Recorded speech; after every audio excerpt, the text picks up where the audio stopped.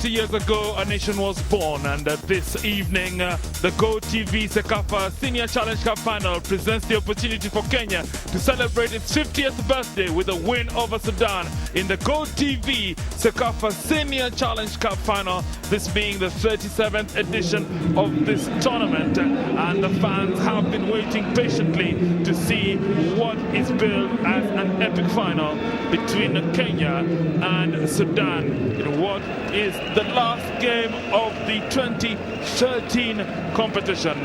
It's been a long wait, it's been a long time. Kenya last won this trophy in the year 2002, while Sudan last won it in 2007. And for Kenya, this would be the perfect Kenya at 50 birthday gift to these fans who have waited with dedication, patience and loyalty for the Harambee Stars to lift some silverware finally at international level, whether it's a regional level or Africa level. And that is the magnificent trophy that the two teams will be contesting. A trophy that arrived here at the Nyayo National Stadium in style, the GoTV Cecafa Senior Challenge Cup. And these fans are with a lot of energy. The adrenaline is running high. They have no fears because tomorrow is also a public holiday, so they will wait for as long as it takes. And that is how it came earlier on this evening, the trophy being brought in by a fully colored GoTV helicopter, and it hovered above the Nyayo National Stadium, much to the excitement of the fans just before it landed on the ground. And when it landed, it was all excitement because this is the first time in a Kenyan soccer history that a trophy has received such VIP treatment, being brought to the ground in a chopper, and the fans saluted, greeted, and knowing that that trophy carried by the GoTV ambassador Charlie Bukeko, popularly known as Papa Shinadola, was brought into the ground, and it is what is the object of contest this evening here at the Nyayo National Stadium. It's song and dance, it's all aplomb, because in Nairobi, in Nakuru, in Mombasa, in Kisumu, in Naivasha, Eldoret, Moyale, Turkana, all are focusing and waiting for the moment that the Harambee Stars will give Kenya a perfect birthday gift. But in between is a team called Sudan, the Falcons. They were the 1970 Africa champions, though that may have been a long time, but they come into this game with a lot of pedigree, and it is the anxious faces that will be waiting, whether it is 90 minutes, 120 minutes, to know that a champion this evening will be decided. Kenya's 12th man has come here, young, old, families. It is a great social event this Thursday afternoon. Independence Day, Kenya turned 50, Kenya at 50. It's a public holiday today, it's a public holiday tomorrow, and this long 4-day holiday weekend is the perfect recipe for Kenya. But this young Sudanese fan carrying the flag may be a bit bigger than him, but he is big at heart, supporting the two teams now that currently coming out of the changing rooms, and they will be ready and raring to go. The fans have been here, fans have come in as early, watched the earlier game, but now this is the moment, a moment pregnant with expectation that they will be waiting for. The 12th man of Kenya, with some of the Sudanese fans in the stands, know that the 2013 GoTV Cecafa Senior Challenge Cup has reached its climax, and the climax is the grand finale here at the National Stadium. Both teams, Kenya unbeaten into the final. Sudan only lost one game, but that game was when they had already qualified, so it didn't mean much to them. So they come into this final knowing Kenya and Sudan have not met in the final, so this is a first match of all sorts for them. Kenya meeting Sudan in the final, and it will be such a game being awaited by the Harambee Stars fans who have flocked this stadium and in all the national team colors. The two teams now lining up in front of the grandstand, and it is the moment that they have been waiting for. They have lived for this moment, living to wait and know when the action will start. Cecafa Secretary General leading the dignitaries, former Prime Minister of Kenya, Raila Odinga, an avid soccer fan, together with the FKF Chairman, Sam Nyamweya, just coming to line up, coming straight to greet the teams. And they will start with the Sudanese team. Sudan are in red. So Captain Hamoda Bashir introducing the rest of the 10 players who will be with him this evening here, to Kenya's former Prime Minister, avid soccer fan and a soccer player in his day. And he is now here as a fan. Has a lot of time these days to watch soccer. So referee Wishia Barrow just introducing him to the other match officials who will be with him for this epic final. Alan Wanga now takes over and will introduce the former Prime Minister to the Kenya team. But the fans have come out with their flags, with their bandanas, all sorts of national colors. They are wearing them here at the Nyayo National Stadium, Kenya, this afternoon in a green outfit. And the fans there, well, they know the flag, the black, red, green. And on the other hand, the Sudanese nationals who live in Nairobi will be supporting the team, whatever the case may be. And they do know. But before that, an international game, a matter of protocol. We shall have the national anthems of the two teams being played before us. Ladies and gentlemen, let's be upstanding for the national anthems. Tafadhali mabibi na mabwana, tuweze kusimama kwa nyimbo za taifa. Basi nyimbo ya taifa wa kwanza ni nchi ya Sudan.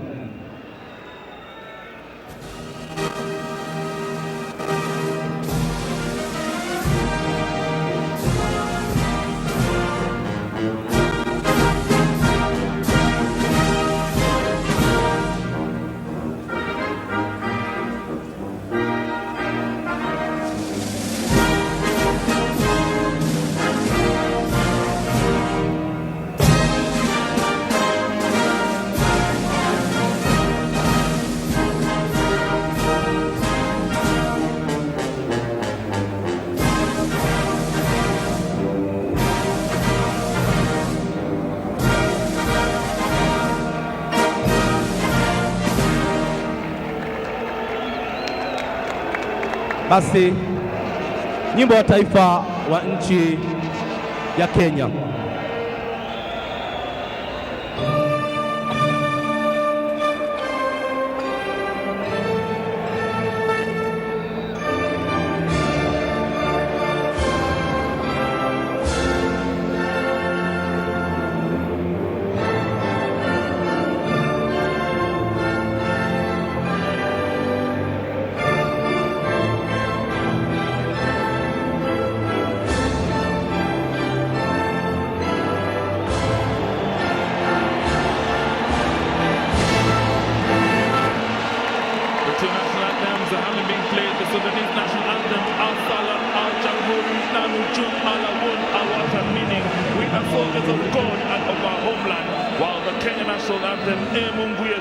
Meaning, oh God, you are our strength. So, Idol Amrushi of Kenya has named the same starting lineup that started against Tanzania in the semi-final. Duncan Ochieng in goal, David Owino, Joaquin Zaturu, Abud Omar and James Truma form the formidable defense.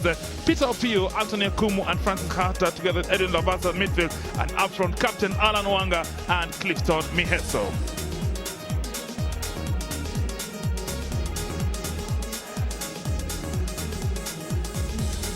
On the other hand, Mubarak Suleiman, a former striker, now coach, has named also the same lineup with Hamoda Bashir as captain, Abdul Rahman Ali in goal, Ismail El Siddiq in defense together with Elra Ali Maki, Malik Mohammed, Amir Kamal, Nadir El Tayeb, Mohammed Tanar and El Tayeb El Haq the midfield, and up front Faris Abdallah and 5-goal striker Salah Ibrahim, and that is the first 11 of the Sudanese Falcons who will be facing the Kenya national team Harambee Stars. Team photos just before the game. Sudan in red have taken their team photo.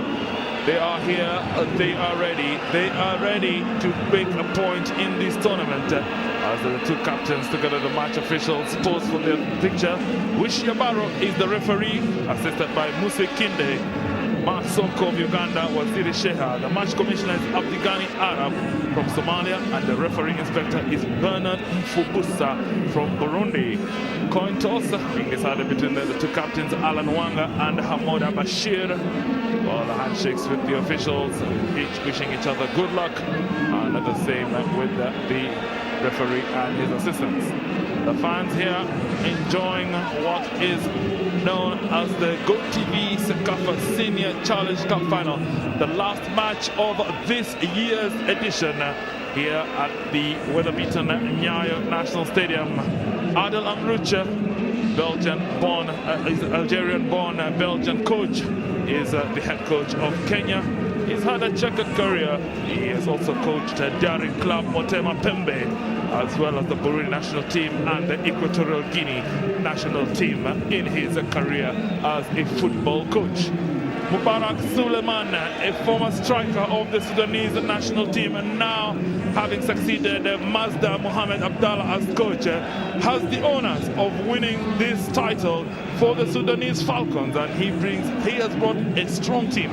They were underdogs, they were dark horses, but deservedly have found their place in the final this evening here at the Nyayo National Stadium. So there will be no pushovers.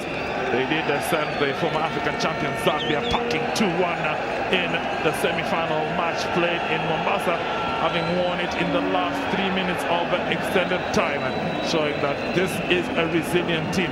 You can never roll them out, and they go with the never say die attitude.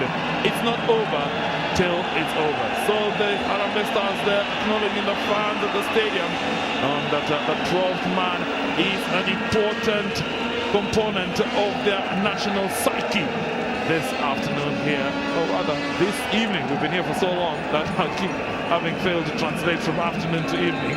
But this evening at the Nyayo National Stadium, the Sudanese and Harambee Stars will stand for a minute of silence in honor of the great African icon, the late Nelson Madiba Mandela.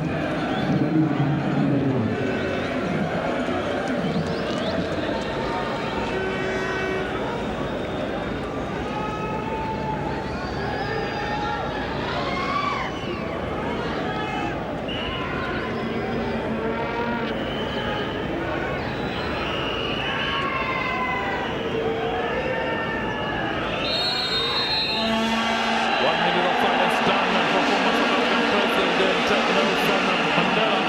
May his soul rest in peace. Back to the action here at the Nyayo National Stadium. Just to remind you that you can listen to commentary in both English and Kiswahili. Just take the remote control, take the language options, 1 for English, 2 for Kiswahili. Sit back, relax, and enjoy the GoTV Cecafa Senior Challenge Cup 2013 final that is about to get underway here at the Nyayo National Stadium. And Wishiabaro gets us moving, with Kenya playing from left to right in green and Sudan Falcons from right to left in red. English commentary, I am Herbert Mochiro together with the former Harambee Stars coach, the last Kenyan coach to win the Cecafa Championship, Jacob Ghostblay. And for Swahili commentary, we have Michael Were and Ali Hassan Kaoleni, bringing you this action live here from the Nyayo National Stadium. We expect a pulsating and exciting and an end-to-end match. Jacob, welcome. Thank you so much, Herbert. It's been a very long afternoon here, waiting for the cup final here. And yes, all these teams will be declared new champions because the trophy has always had Uganda craze on it. Now we will be having a new winner here. After crossing, but not able to find an array of strikers waiting in the box. But you can hear from the response of the crowd. The crowd has gone electric, because they know that they've got to take this game right into the heart of Sudan. And Francis Kahata plays for Thika United, but has a lot of speculation in terms of where his footballing career will take him in 2014. But for now, the national team is his base. Well, very early here, Sudanese, a very impressive Sudanese side during the qualifiers here. They started in Machakos by beating Eritrea by 3-0. Then they followed it up also by making a second win in that beating Rwanda by a solitary goal.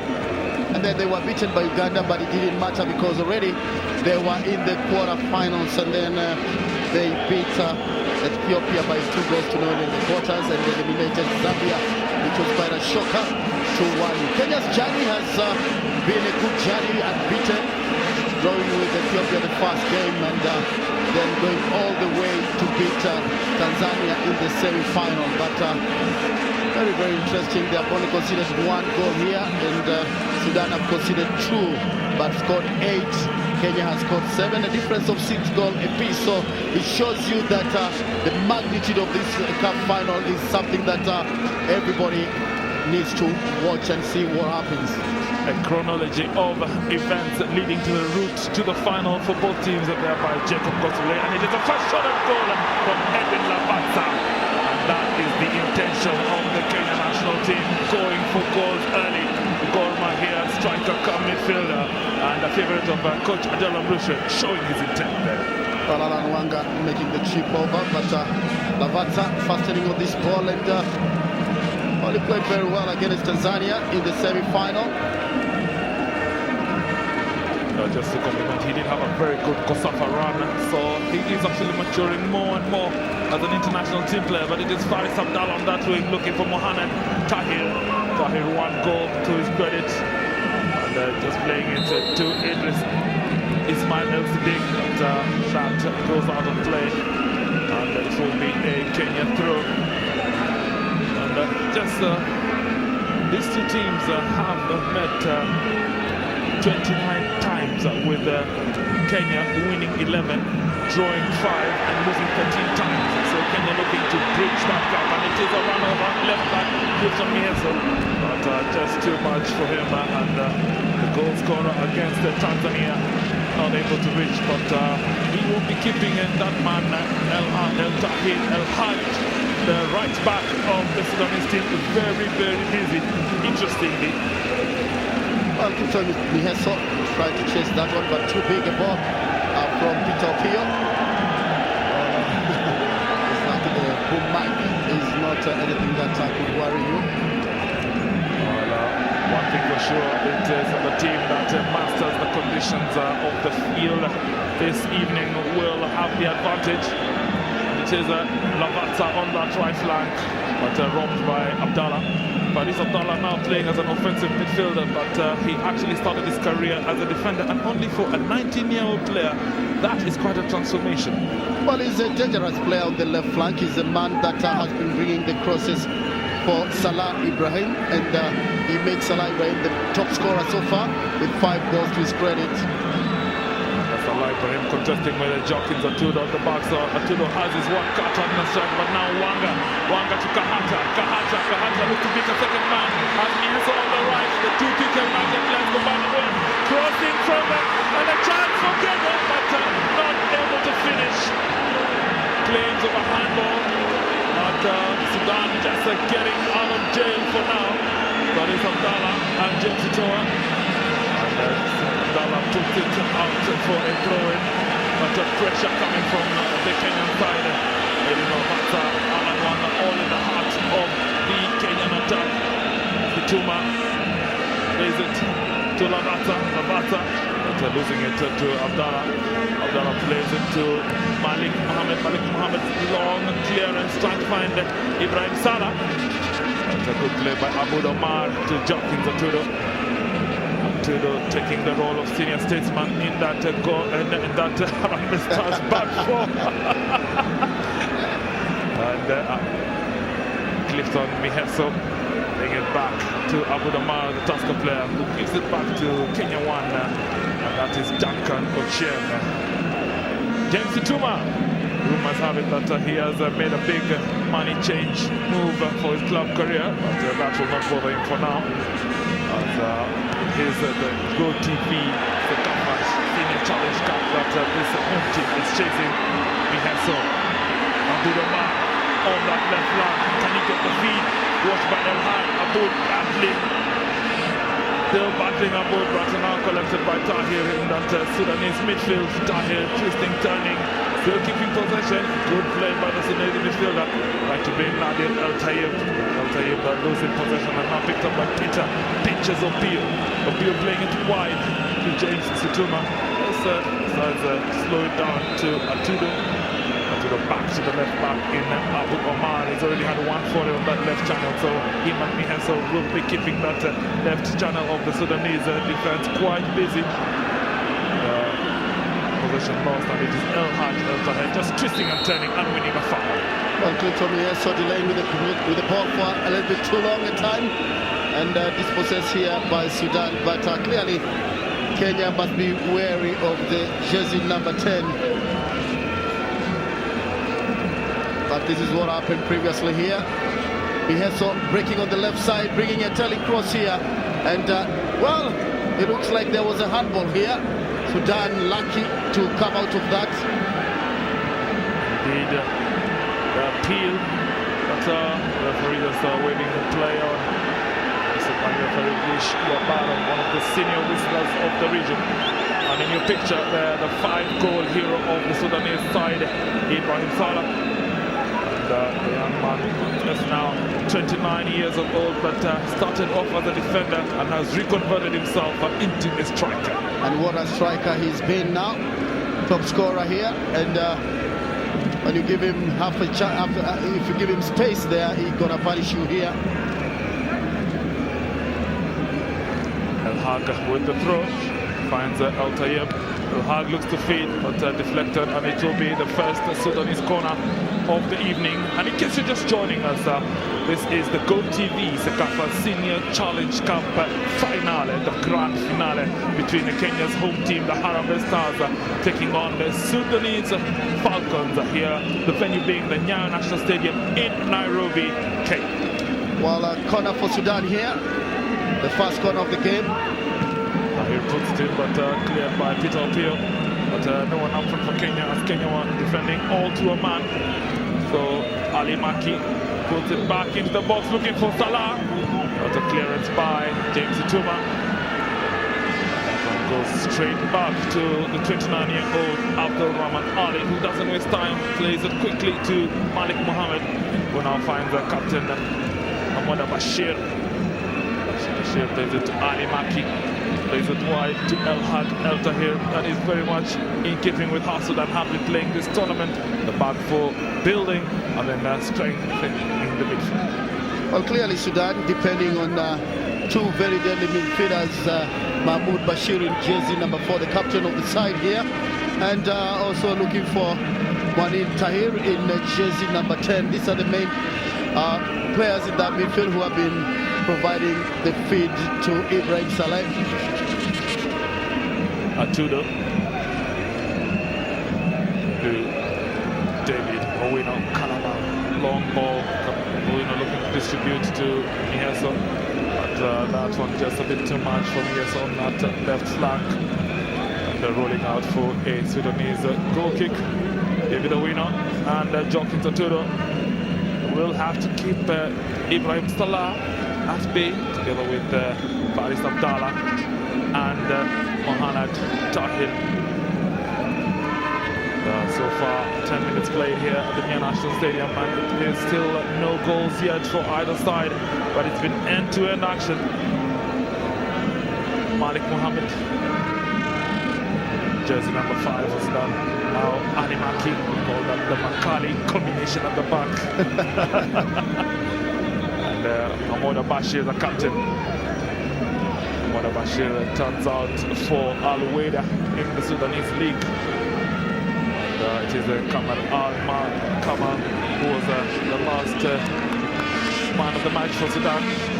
The pass between him and Nadir El Tayyib just not going right.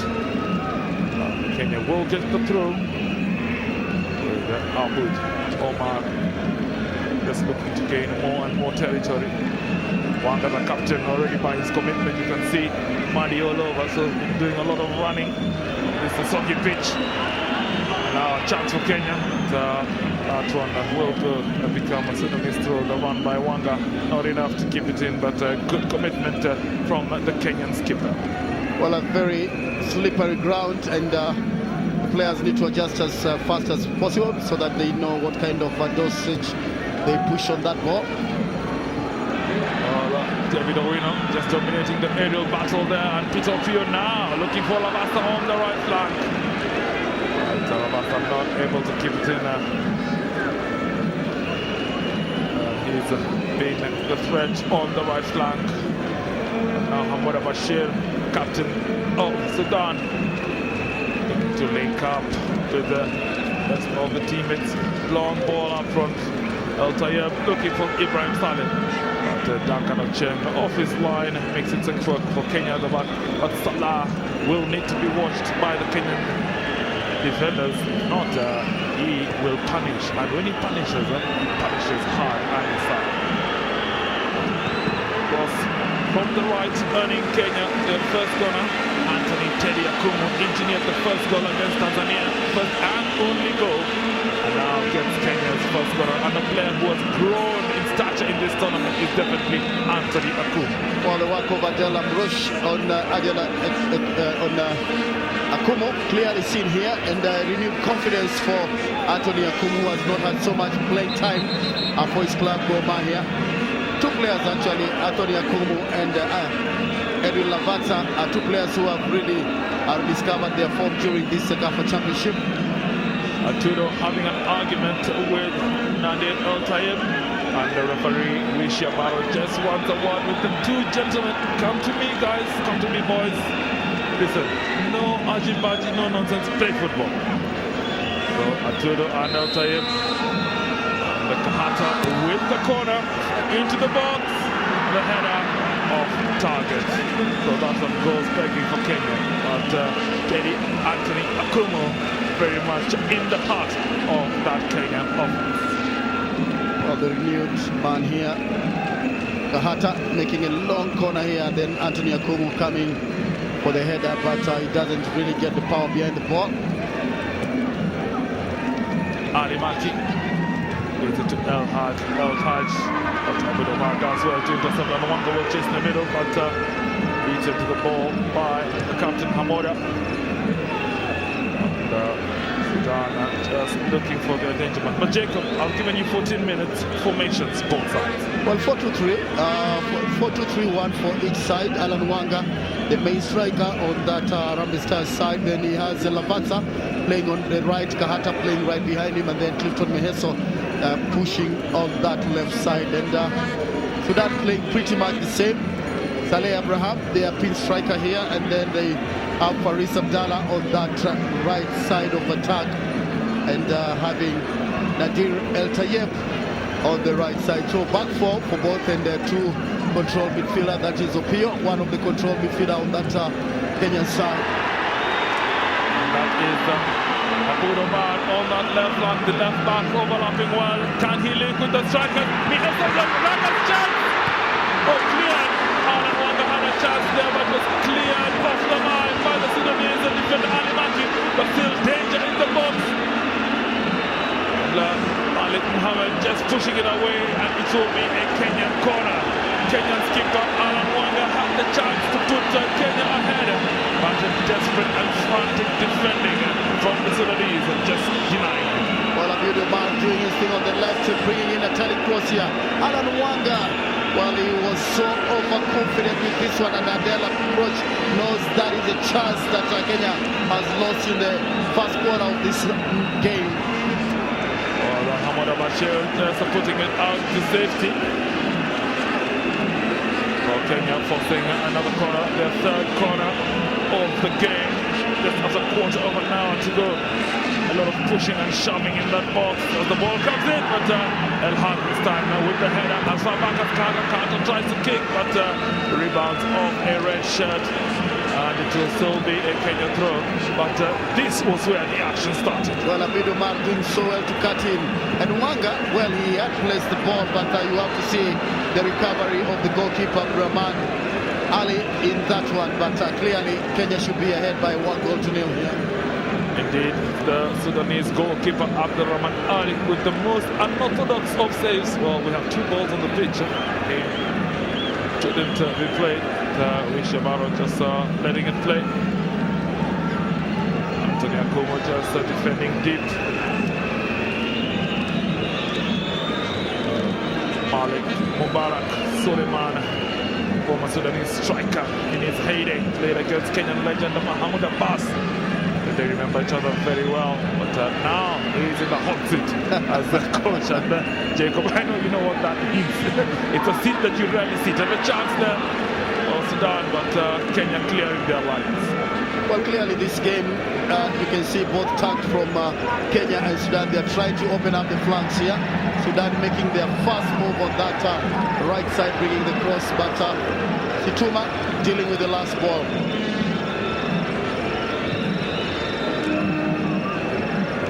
Abdul Omar looking to link up with Clifton Miheso. Kenya do get the throw. Miheso proving to be a live wire on that left flank. Coach Adela Bruche, Harambee Stars coach. Well, it's the gem of a coach they have. That is the man, and I think with him, they continue to keep him well. They will go places, but for now, the place they have reached is the Cecafa Good TV Senior Challenge Cup final. Well, rumor has it that a lot of countries have been looking for his signature here, and the moment you're not allowed to disclose which ones for that matter, but it's a challenge for Kenya to see if they are able to keep him or not. Alan Wanga does well, looking to link up with Kahata losing the aerial battle, but still Lavata, can he shoot? Into Kahata looks to place, but just over the bar. Good play by Kenya, but not able to finish. That was the thick-right marksman there. Francis Kahata had a chance, but was cleverly trying to put it in the top corner of the net. Manga pushing in, doing so well. The clearance by Sudan. Then Lavasa wins it, he shields the ball, sets up Kahata. Well, and I'm afraid, Herbert, if Kenya keep on losing such opportunities, they might be punished in this game for sure. Well, you say you're afraid. I'm just afraid. Well, at 19 minutes gone here at the Nyayo National Stadium, for the last 5 minutes, Kenya have had 62% of the possession. And overall, it's a 52-48 split. So balanced game, just tilting slightly in favor of Kenya. Still very close game here. Abdul Omar, yes, clearly a handball by Nadar El Tayeb. And Abdul Omar, that is a contest that will be keenly watched, as will be Faris Abdallah and James Situma on the left flank. And it is now jockeying Zatulo Kenya as the top goal scorer for the moment, albeit with 3 penalties, but goals are goals. Kenya almost losing possession in that midfield, now collected by Kahata. Kahata to Teddy, Anthony Akumo changing direction and looking for Situma, who's done well to get some good ground on that right flank. Hit Opio, a long ball, but Opio's long ball not communicated well to Lavata. Takes a deflection off Mahana Tahir, and it will still be a Kenya throw. So Kenya pushing and pressing Sudan in their own half. They are looking for that goal. They are hungry for that goal. 20 minutes gone, and no goals yet. With a throw coming in from Situma, and off Edwin Lavata, and it will be a Sudanese goal kick.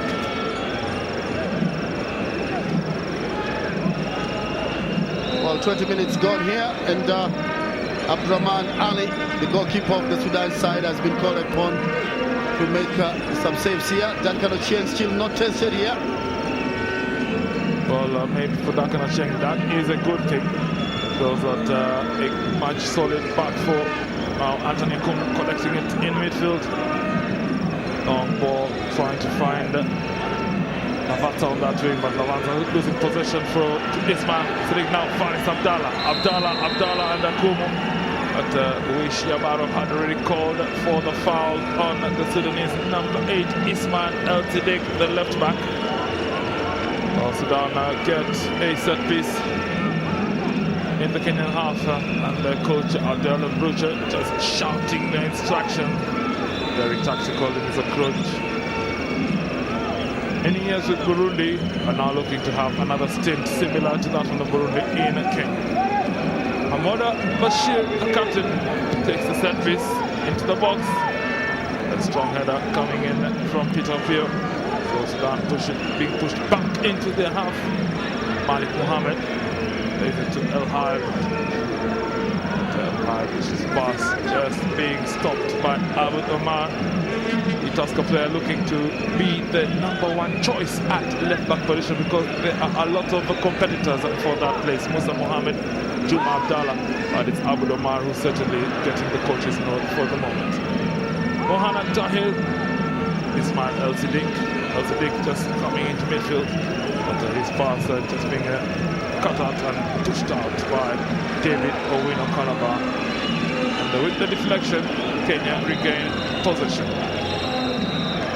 Well, Sudan settling now into this game. Clearly, they have put their work together here and tried to look for Faris Abdallah on that right. And clearly, that is their strong point, the Sudanese side, where Situma is playing as a fullback right. Eddie Lavata on that left flank, looking to battle with Alec Mohammed. Now picked up by Kahata lays it back to Miheso, but a bit too short. Putting Miheso into a lot of hard work against El Haj, but Kahata fortunate, winning the ball, gives it to Peter Pio, but still a bit anticipated shot, cut out by Hamada Bashir. And Sudan looking to counter, but Kenya battling hard in the midfield. Ibrahim Salah comes all the way to look for work, and fortunately for him, wins the free kick. Well, it's a real battle in that midfield position, and this man, don't be fooled that he is a midfielder. He's coming all the way to the defense. That is Ibrahim Salah, the top scorer so far in the Cecafa 2013 tournament. 5 goals to his credit. 5 goals in his credit, and the home crowd will be hoping that he's not looking for goal number 6, but Salah, ball being cleared there by James Situma. El Haj returning it, but it will go out for a Kenyan throw. 23 minutes gone here at the Nyayo National Stadium. In case you're joining us, this is the grand finale of the GoTV Cecafa Senior Challenge Cup 2013 edition. Kenya in green, Sudan in all red. No goals yet scored on the World of Champions. Abdallah and David Owino very much alert at the back, looking for his options. Plays it to Situma to Opio. Opio pinches, now finds captain Alan Watende Wanga, loves the run, beats one man, beats the second, but just couldn't beat a third. And it is now Faris Abdallah on the counter, on the left hand, space for him. But there will be for cover defense, which David Owino provides. The cross being cut out by Abu Omar, and Kahata collects in midfield to Peter Opio. Peter pinches Opio, finds Alan Wanga once again. Wanga trying to link up with Edwin Lavasa. Wanga coming on the right, Lavasa in the center, but that was a bit too much. And goalkeeper Abdulrahman Ali just making more of a meal than what it was. Well, a good change over from Lavasa and Alan Wanga. You see Lavasa pushing in, cutting in into that attacking position, and Alan Wanga just pulling out as a right winger. And this, I think, is a new kind of formation that Adela Brosh has brought into the Arambe side, that switch of position during the game. Well, a high foot by Wanga, and it will be a free kick in favor of Sudan Falcons.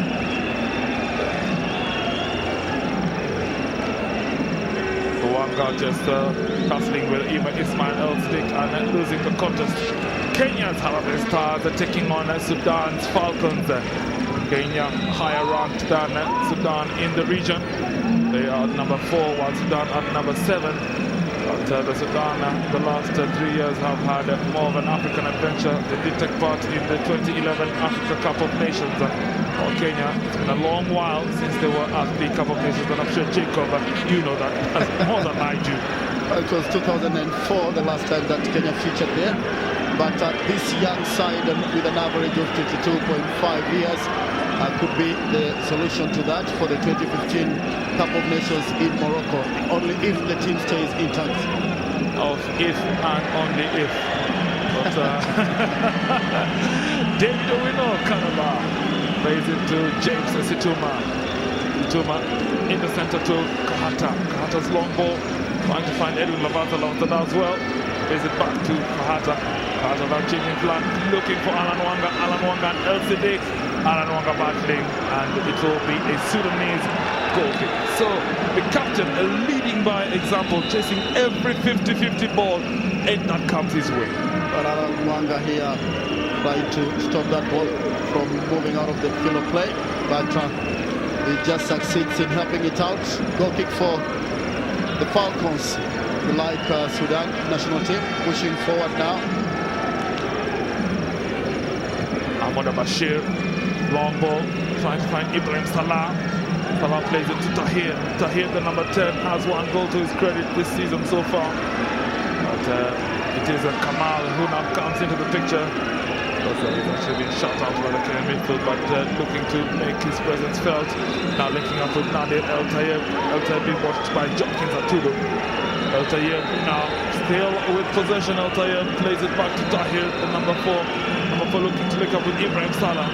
Salah, the danger man, but takes it 3 defenders just to stop the Sudanese striker. Cleared in the end by Abu Damar. Goes back to Ali Maki to Abdul Rahman Ali, and the pace just being slowed down by the Falcons. Well, you have to admire possession by the Sudanese side. They were able to make around 8 passes without interruption here, and clearly looking for the deadly striker Salah Ibrahim, but David Owino just in good time to deal with that. Oh, that is an intentional handball. Oh, and a shot at goal. Duncan Ochen had to be alert and not happy with the result on space, and it was Nadir El Tayeb. Look at that shot, but it's straight into the keeper's hands. Well, you give space to the Sudanese, they will always shoot at goal, but steadiness by Duncan Ochen in that Kenyan goal. 28 minutes gone here at the Nya National Stadium. Jacob, time does fly when you're having a good time. Well, it's a very tight match, very tactful, if you ask me, because the Sudanese side on 1 against 1, they up to task. Kenyan side equally. Salah, once again, Ibrahim Salah just linking up on that right flag. Now here, now Nadir Tayeb comes into the picture, looking for Salah, but this time cut off by David Owino. Kahata helping, and it will be a foul in favor of Kenya. So Kahata doing well to help out in defense, and Salah the culprit. Well, a very patient Salah here, you can see, and a fighter for that matter. He loses the ball, then keeps on chasing here, but in the process fouls Francis Kahata. So David Owino, Calabar gets the ball passed to Abu Damar, who turns it back to Jokins Atudo. Atudo's long ball, trying to find Miheso. And now picked up in midfield, Anthony Nkumu. Bata losing possession on that left flank. The Sudanese are looking to build, but Kenya doing well, fighting for every ball. Their recovery rate is much higher than the Sudanese. El Siddiq Ismail just staving off Captain Alan Wanga. That long ball picked up, but now Salah. Well, David Owino need to be careful, because Salah punished the Rwandese in that one mistake. Then you know what it means to the deadly Sudanese striker. Miheso waiting for support, wiggling, turning, but still Miheso. Now plays it to Peter Opio. Opio back to Anthony Akumu. Good amount on that left, a nice space for him. Can he feed into the center? And almost Sudan being caught off guard there.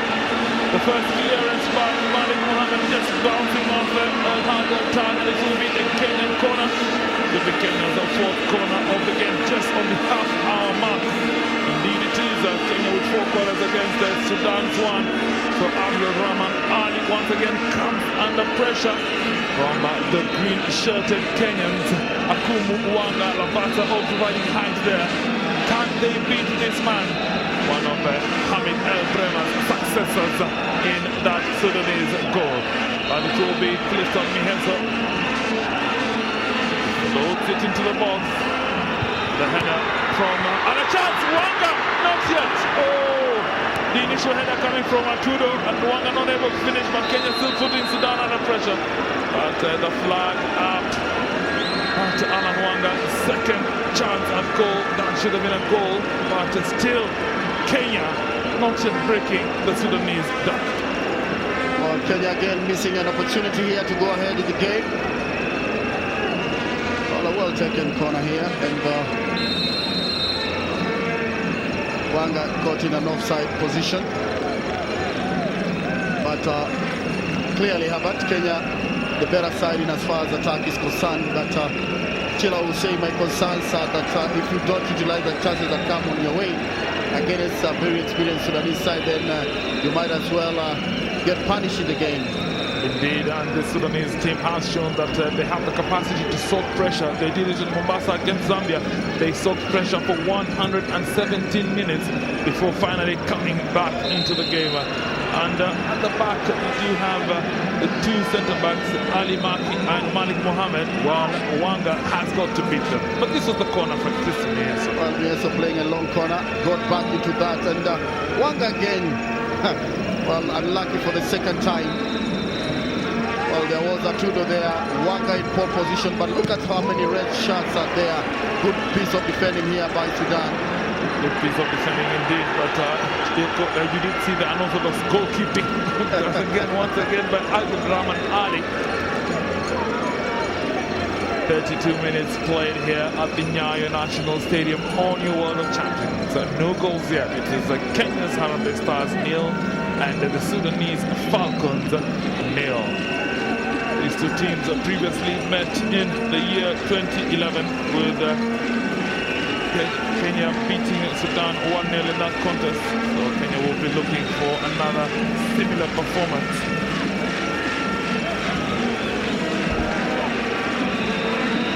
The fans are having the time of their lives this Thursday evening. It is a Thursday evening soccer. And I will correct myself there, Jacob. They met twice in 2011. Kenya winning the first encounter and Sudan winning the second encounter 1-0. Well, so they are even, and as far as the last meetings are concerned, but this one will have to square it out and know that who has a better record here. Alan Wanga attempts a shot and a chance now for Bihaso. Oh! Just couldn't put it past the keeper Abdulrahman, and it took some exquisite defending by the number 2 El Tahir El Had. But it was Wanga's run that started it all. Well, Wanga doing everything possible, and then just on the nick of time, El Tahir El Had pushes it for a corner. But this is a classic defender for sure. He just comes in just before Clinton Mieso turns the ball up, then he makes the save. Corner again taken, Kenya straight corner. But cleared by Malik Mohammed, only as far as Francis Kahata. Kahata's long ball, looking to find Mihenso. Abudoma crosses into the box, the header! Goal! It's a goal! What a goal! Kenya take the lead! Oh, and the crowd at the Nyayo National Stadium loving it! A pinpoint header by the captain Alan Wanga opens the scoring account for the Harambee Stars here at the Nyayo National Stadium. And look at the joy, look at the dance. They've been working so hard for it, and it's finally come through. The breakthrough that Kenya's Harambee Stars have been waiting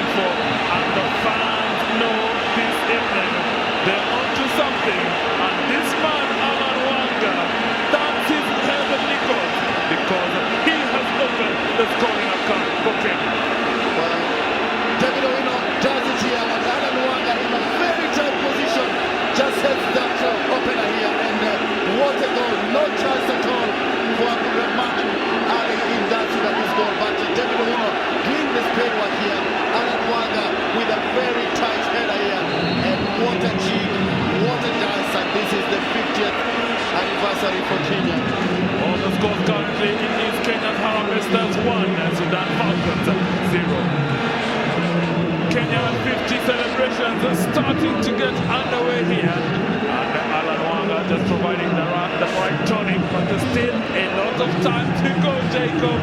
Well, it's long. We still have Salah Ibrahim trying to push forward here, but that cannot show himself that one. But really, why not the Jeep when Alan Wanga has brought so much joy to the Kenyan side here, scoring the first one. He fluffed a couple of chances in this game, but what looked like half a chance is what he is pushing in the net here. And leading by example, the captain for Harambee Stars, Alan Wanga, makes it 1-0 here at the Nyayo National Stadium. Well, and that's his second goal of the tournament. But now Kenya need to be very careful because a wounded Falcon can do damage to the Stars here. And Sudan is still composed. Mohamed Tahir just playing it easy back to Malik Mohamed Al-Had. Ibrahim Salah, but being closely watched, and Abu Dhaman putting in the tackles where necessary. So Bashir Mohamed just asking the referee to blow the whistle because El-Tahir Al-Had seems to have taken a hard knock and is on the ground. The Sudanese right back. So play has stopped for the moment. Well, Al-Tahir here being turned by Abu Dhaman, and getting him a little bit late in that one. And I'll tell you what, Al-Tahir Al-Had is one of the best defenders in this tournament, the best fullback, and clearly Aboud getting a yellow card in that tackle. So Aboud being given a yellow card, and that is the young man's third yellow card of the tournament. So something about his game that he needs to control. I mean, he gives 100% commitment, but should not be an expensive player in terms of collecting the cards in the game. Well, his back is just come from suspension, so he's taxed on his cards, and yes, he needs to be careful because the second yellow card gets him out of this game, and that could be costly for Kenya. But the fans, you can't blame them for this kind of celebration for sure.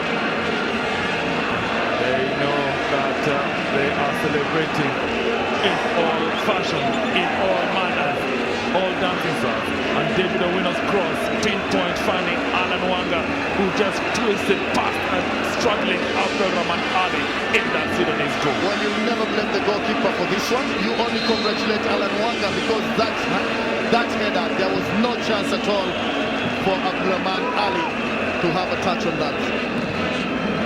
So play resumes, and we are on the 39th minute, 6 to the break. Farid Abdallah's cross, but Norwich thankfully for the home side, and quickly moved out of danger. And it is questioning me here, so on that one, can he beat Malik Mohamed for pace?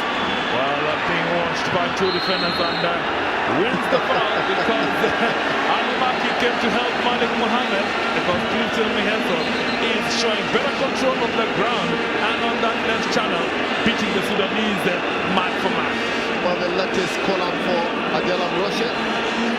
Clifton Miheso was not even in the initial list that was called, and him and Situma made the team after two of the players were injured. So late inclusion, but winning a first team place and not disappointing.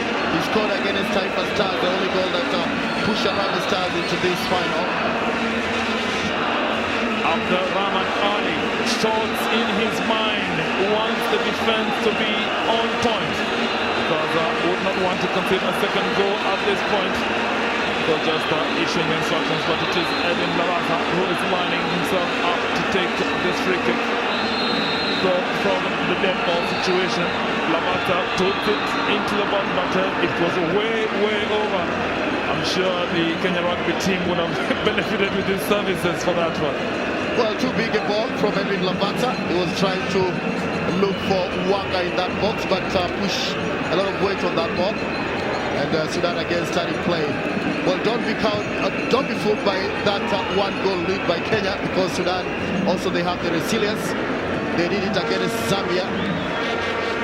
At one time, Zambia thought that the game was won, but Sudan, they have the capacity to always come back to the game. Farid Abdallah just battling it with the Johnsons to the winning that contest and clearing only as far as Idris. But now picked up in midfield, Kahata, commanding on Wanga. Not able to beat the second man, Wanga, but winning the fouls as well. getting the benefit of the referee's call. So Kenya on the ascendancy here. And Kahata just goes to ground. Maybe to a knock, Jacob. I think there's a big blow if Kenya loses Kahata in that, because that was a real hard tackle on the main maestro in that midfield.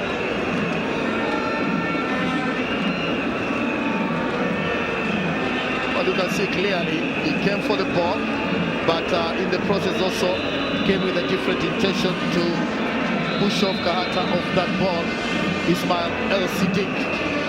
Actually, it was Malik Mohammed, the number 5 central defender. So Kahata will go off, but these fans are just enjoying themselves in all sorts of national colors, songs. All the ones who are actually paying attention to the game are watching. Because they will be watching and waiting to see if Kahata will be able to continue. Kahata bringing a lot of creativity in this Kenyan midfield. And it would be a telling blow if he was not able to continue after having had a good 42 minutes. Joachim Zatudo with the long ball straight. But Abdulrahman spilled it, but recovered quickly.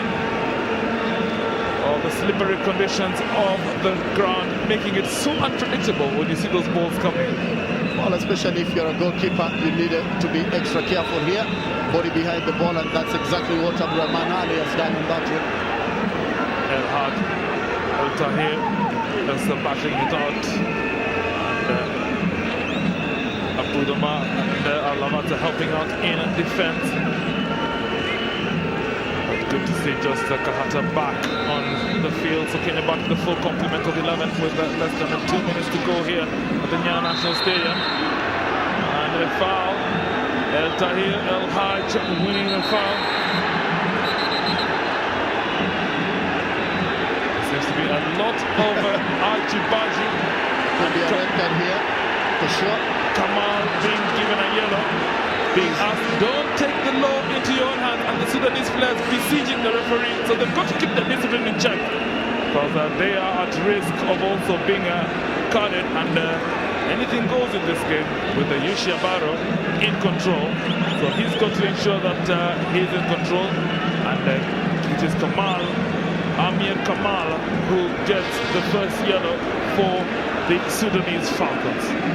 Well, Amir Kamal coming here, and well, this clearly should be a red card for sure, because why you should push a player from that Lavazza, just blocking off Al-Tiki in that one. El Tahir, El Had, but it is Kamal who got the yellow. But the initial decision by the referee still remains the free kick to the Sudan. So the 3-man wall, Wanga, Abud and Opio. And the clearance coming in from David Owino, Calabar. Kenya had almost everyone at the back. The header coming in from Situma. Calabar once again with the clearance. And Faris Abdallah will collect with about 20 seconds to go of the regular 45. Here Situma. Finding Captain Alan Wanga, who struggles to keep on his feet. Kahata chasing. And Malik Mohammed just clearing. But Kenya winning back the ball in midfield. Wanga. Anthony Akumus. One touch. Trying to find Lavata on the left flank. Lavata does well. Just giving El Tahir El Tagan bait. And it will be a Kenyan corner. Intelligent play by Lavata. And no doubt where the world is on that fine line. His Taylor must have given him quite a telling. Well, a very intelligent block by Lavazza here. He knew he couldn't pick the ball, so he just had the easy work of blocking El Tahir El Hag in that one. Well, Kenya with their 6th corner, and we do have a 2 minutes added play. It is Mihenso floating it into the box, but no chance this time for Kenya. Is Haj once again just putting it away as far as Joachim Zatudo. Zatudo looks to return it. Lavata and attempted shot, but that one there's claims for that it could have been a corner. But Lavata was the last person to get his foot on the ball. Well, telling cross here, Lavata fastening on it, and I thought the ball came off a Sudanese player in that one, but a goal kick. And really, the Harambee Stars showing a different class here in this game as far as defense is concerned and also in attack. Abdul Rahman plays it to the number 6, Ali Maki. And it seems that Wish Yabaro has brought the first stanza of this grand finale of the GoTV Senior Challenge Cup Cecafa Championship. A bit of an argument at the halftime with Kamal, not happy with the card he received, just going to have a word with Wish Yabaro, but he's got to keep his head. Sudan will be moving to the changing room. Tahir has been a danger in that midfield. But Kenya go to the break with an Alan Wanga goal that gives them the lead in this game. The Sudanese will go and think about it, while Adel Lamruche will definitely be the happy of the two coaches, between him and Mubarak Suleiman. So, as we head to the break, it is Kenya 1, Sudan 0.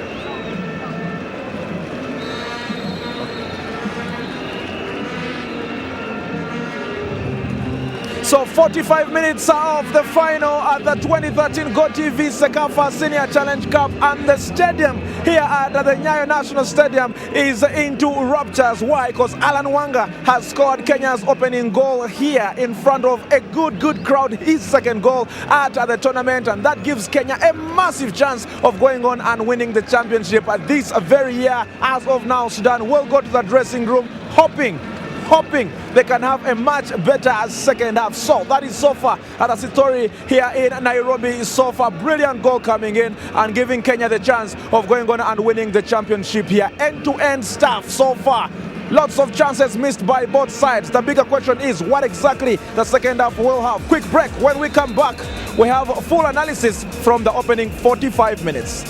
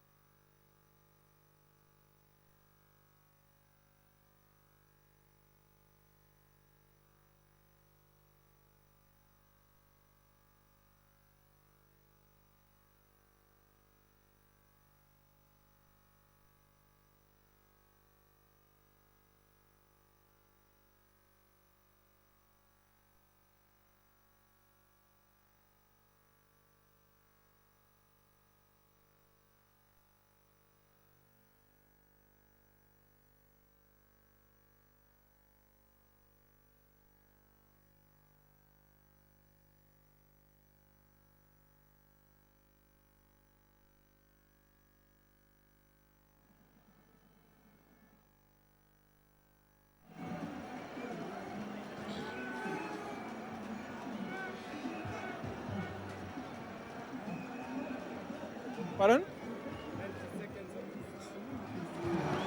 Well, well, thank you very much, Chikola. With the chants here are deafening because, of course, the Harambee Stars are leading by a goal to nil. But talking about the Harambee Stars and this tournament, I'm joined by Mr. Isaboke Stephen, who is the Regional Director, MultiChoice International Holdings. Thank you very much for joining us, sir. Thank you. Thank you. To quickly start off, Cecafa is a regional tournament, but it's being beamed across Africa. What is the thought behind this? First of all, I think we've enjoyed the very best of soccer you can actually have in the region.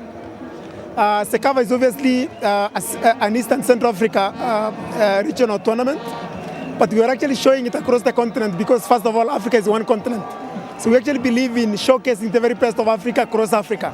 And the best way you can do it is actually beam this very good tournament across the continent. And obviously, so the rest of the continent, all the four corners of the continent, can actually see what we are actually capable of doing. Let us talk about this very region. MultiChoice has heavily invested in this very region. What is the plan and what is the future plan? MultiChoice has actually been established in Kenya now for the last 18 years. Initially starting with DSTV, recently launched GoTV, which in fact is a sponsor of this tournament. We take Kenya as a very, very key market for us. Kenya is actually one of the most liberal, one of the most promising economies in Africa. Very, very key. So we've invested in GoTV, which is a recent investment, Mobile TV, and a couple of other investments. So Kenya is actually a very, very key destination for MultiChoice Group. Thank you very much, Mr. Isaboki. Thank you very much for joining us, and please do enjoy the second half.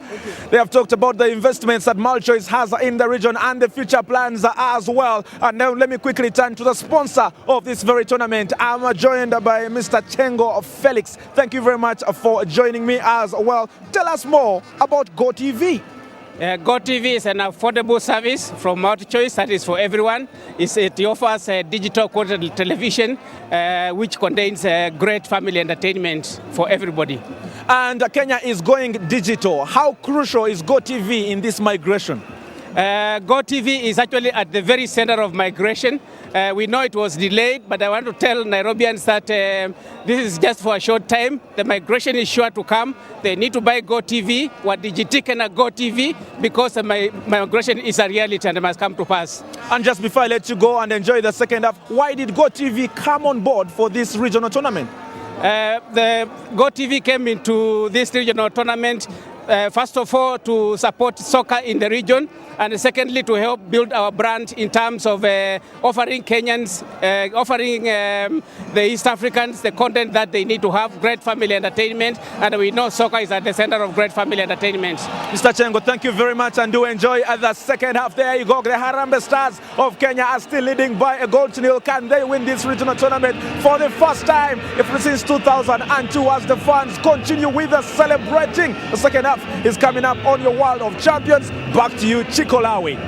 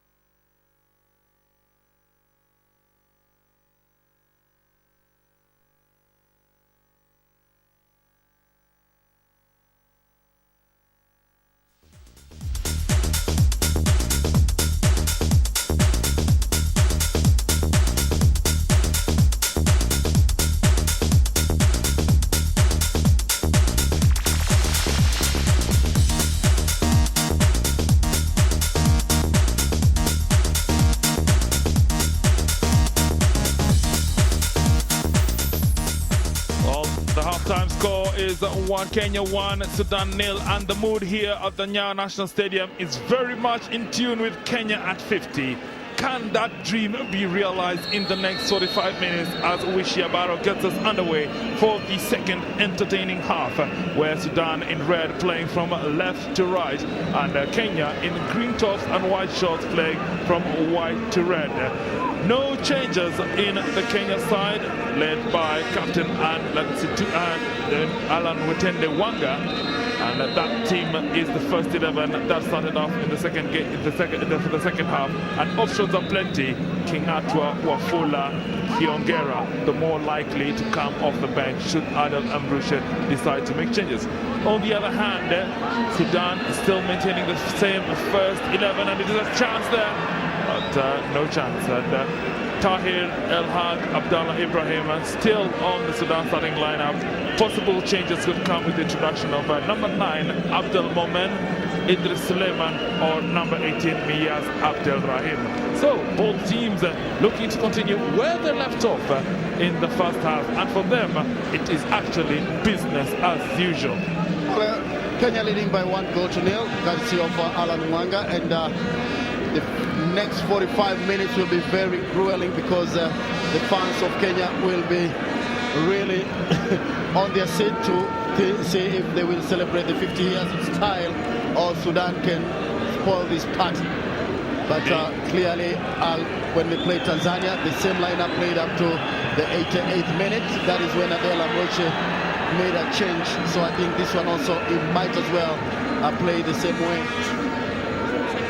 But it is Sudan who are now chasing the equalizer, so they have taken control of the midfield early in the second half. Tahir playing it to Salah, Ibrahim Salah, always a threat, now linking up with Faris Abdallah on that left flank. Abdallah Situma, and help coming in from Jokins Atudo. When you need the cavalry, Atudo is the man with a long ball up front, but that was a very long ball, and it will be a Sudanese throw. Just not getting his distribution pattern right there, Atudo. And now picked up by Hamad Bashir, the captain of the Sudan, plays it to Malik Mohammed. Long ball, trying to find Nadir Al-Tayyib, but Duncan Ocheng will come out. They need to coordinate between defender and keeper. And Abu Damar deciding, let me put it out to safety for Kenya. So, in case you're joining us for the second half, Kenya leading Sudan 1-0 in the GoTV Cecafa Senior Challenge Cup final, the grand finale at the Nyayo National Stadium.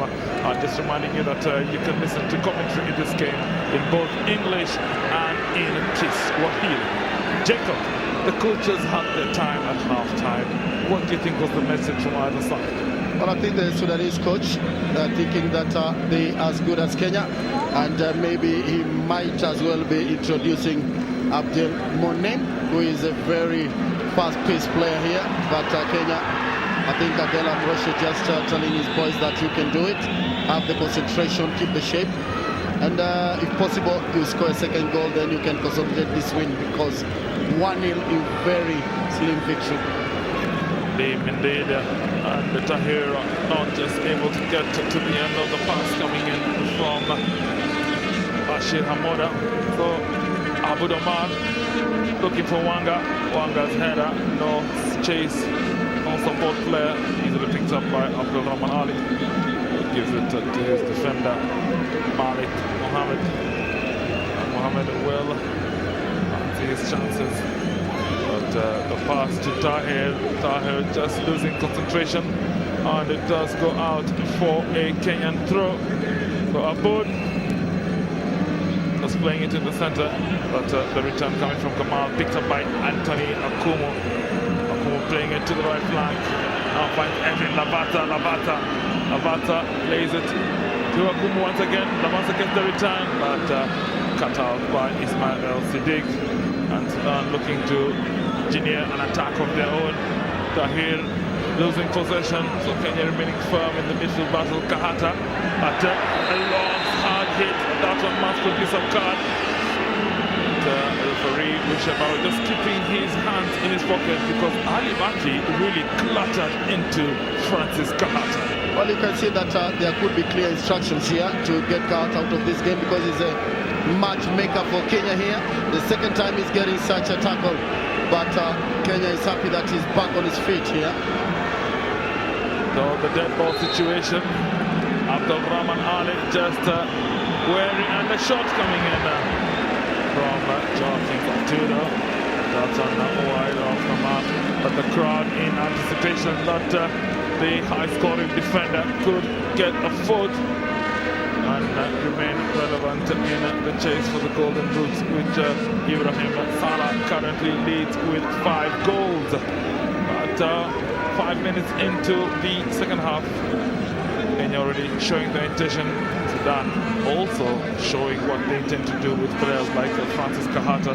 So they will be a bit physical on the playmakers, but a nice silky passes, space on the right for Kenya.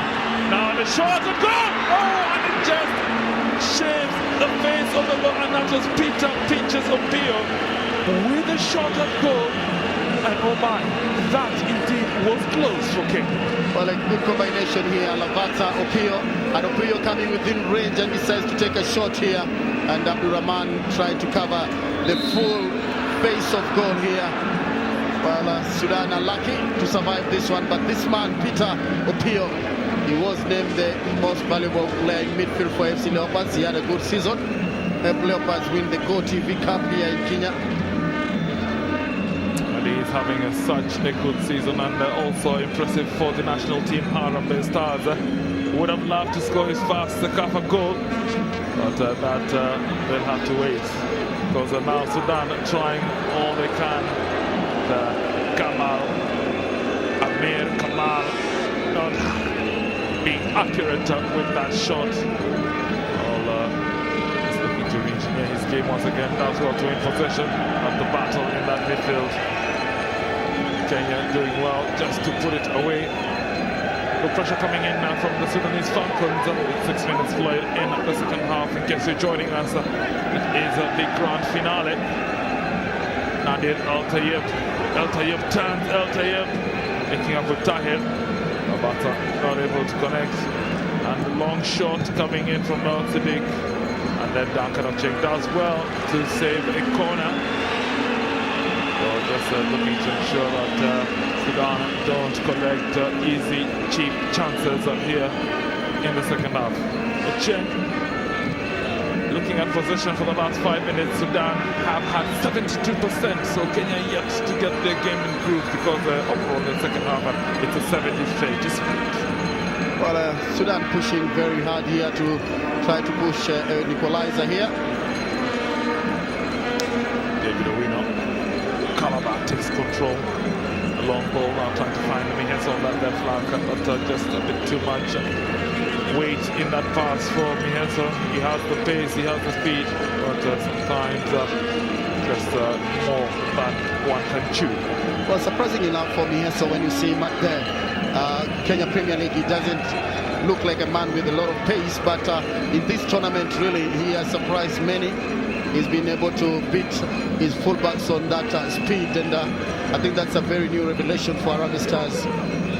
Indeed, Jacob, you say that this could be the team that could take Kenya to the 2015 Africa Cup of Nations. Well, young players like Miheso certainly will play an integral part of that team.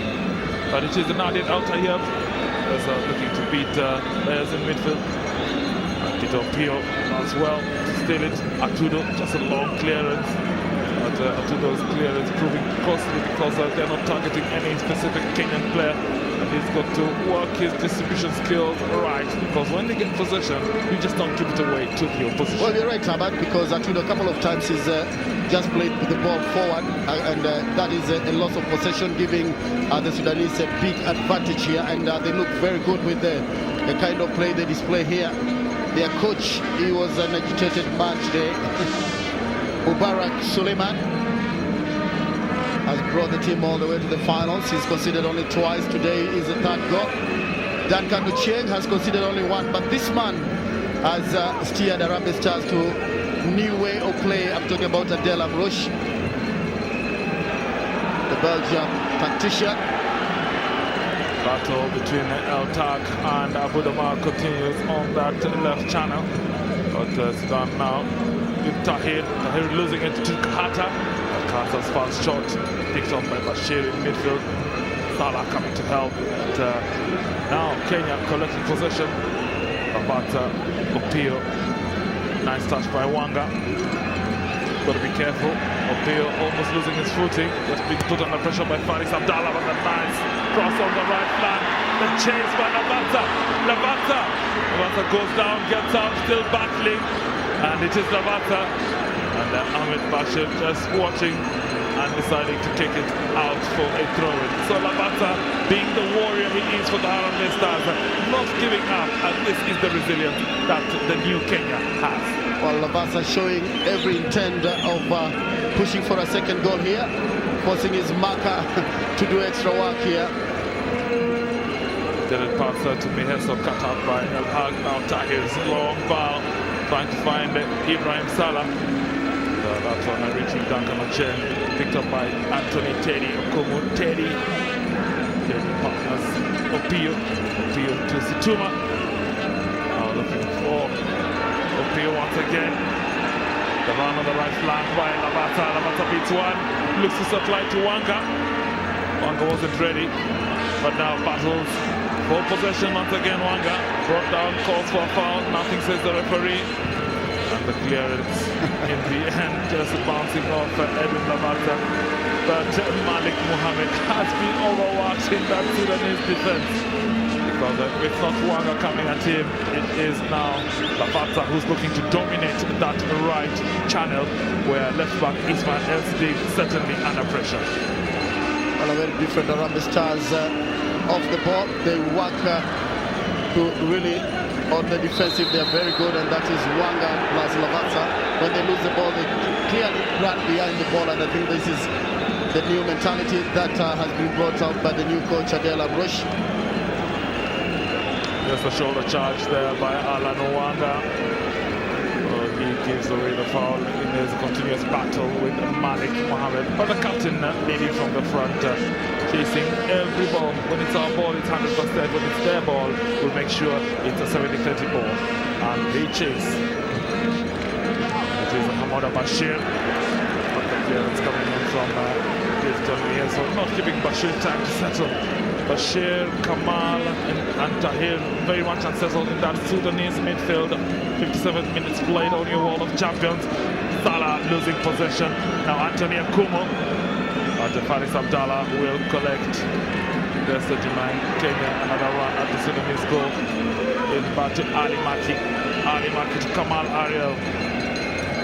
Tahir, Kamal, Faris. Doing nice little triangles, but still in their half, so not gaining ground. So back to Hamada Bashir.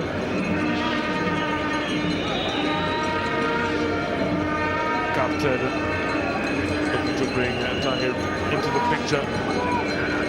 Tahir, but control, letting Tahir down once again. Yes, but good display of football by Sudan. They're very patient, they build up, and they know they have the resilience to maybe come back into this game. But Harambee Stars just pushing men behind the ball to make sure that they still have the protection of that one goal lead.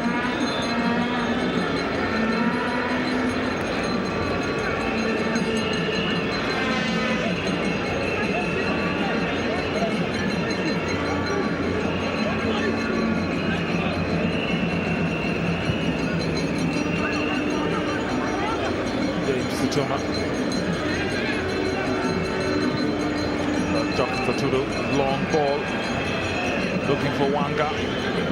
Wanga being out-muscled that distance.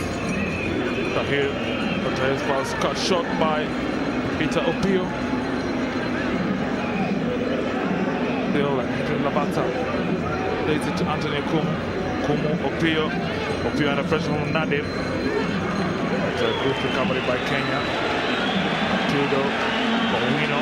Now Kenya looking to build from the back. Antonio Kumu is looking to get the passes going. Kahata. Now Kahata collects space for him. Kahata linking up with Opio. Nice link with Kahata. Kahata still with the ball. Waiting for support. Gets it back in terms from Opio. Long shot. Goal!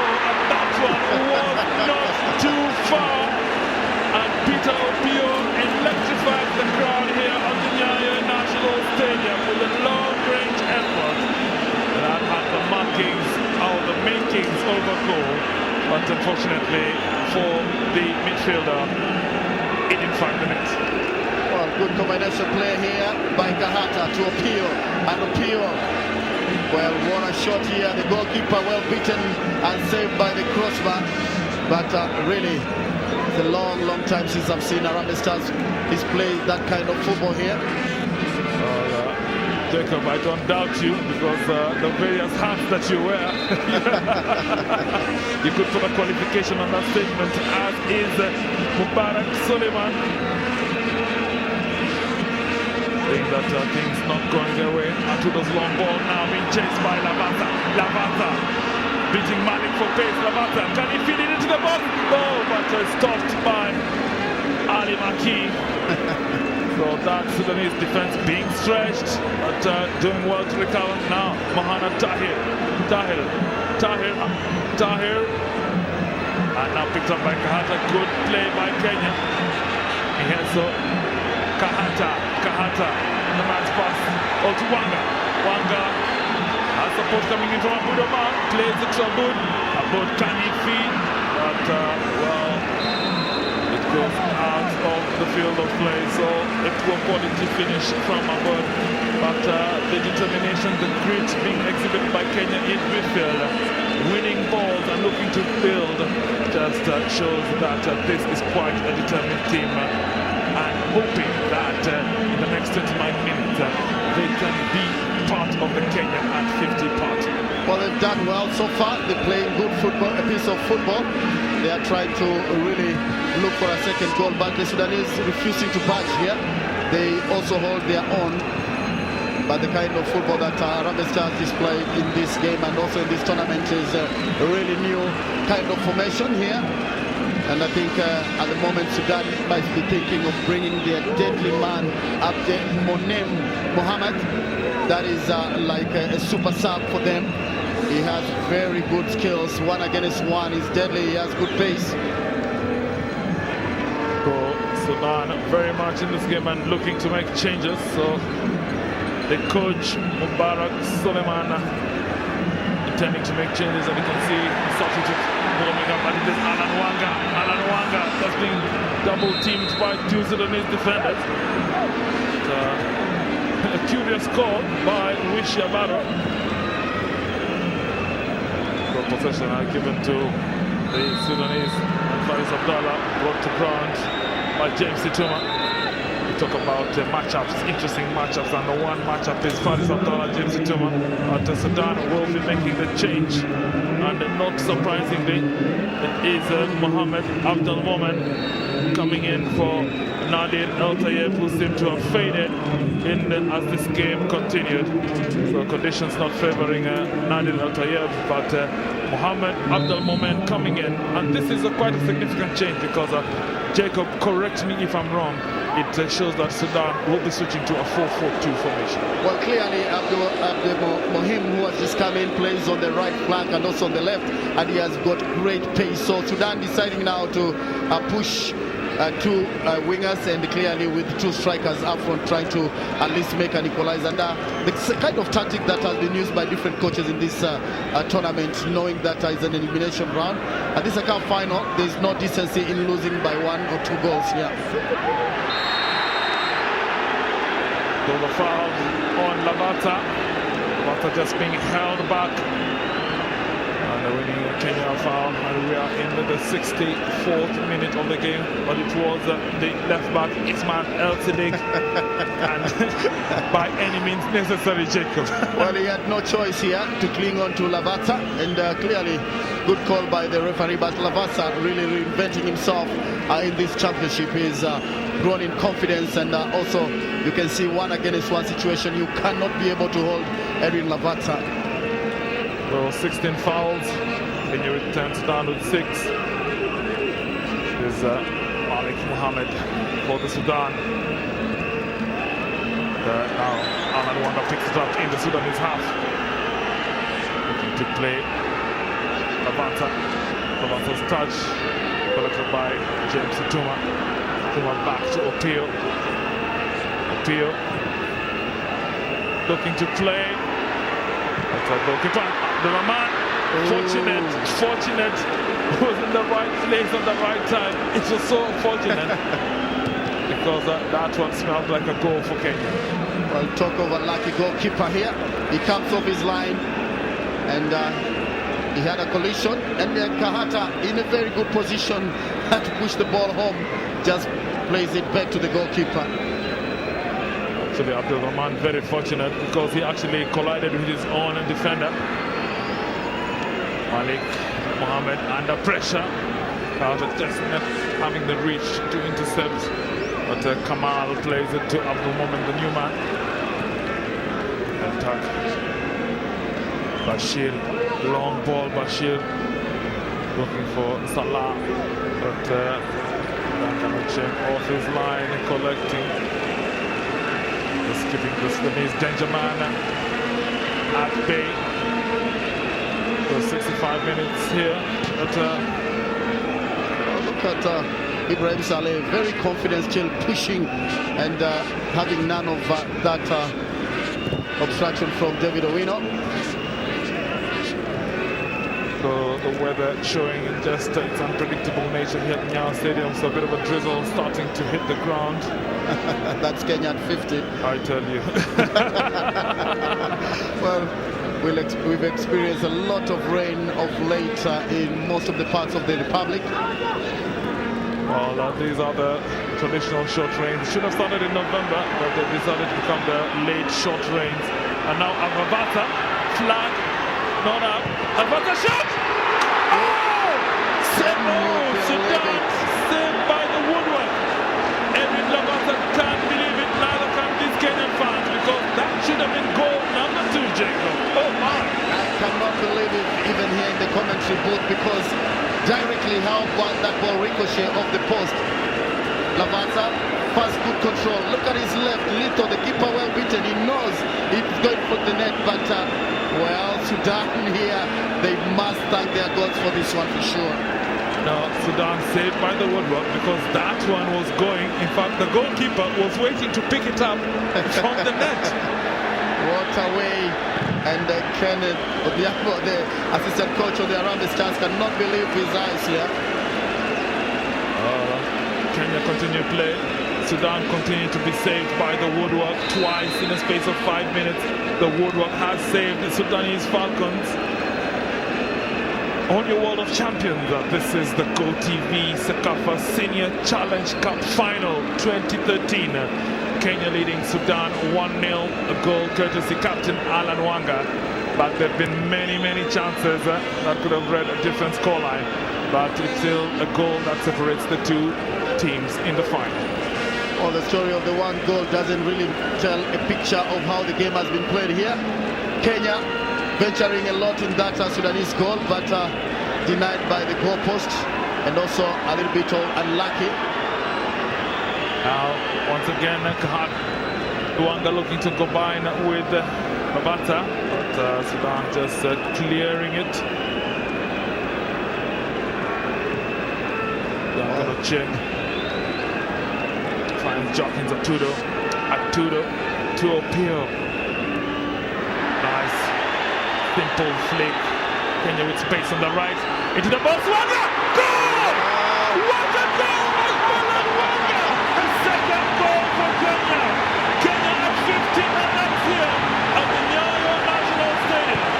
Oh, the captain with 2 goals puts these fans in delirium level, because Abdul Rahman beaten by a clinical finish by Alan Wanga, and out of nothing it became a second goal, and the Kenyan team, bench, coaches, you name it, dancing at the corner.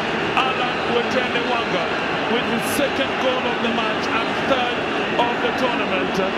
This is clearly a Harambee Stars that is determined to win this trophy.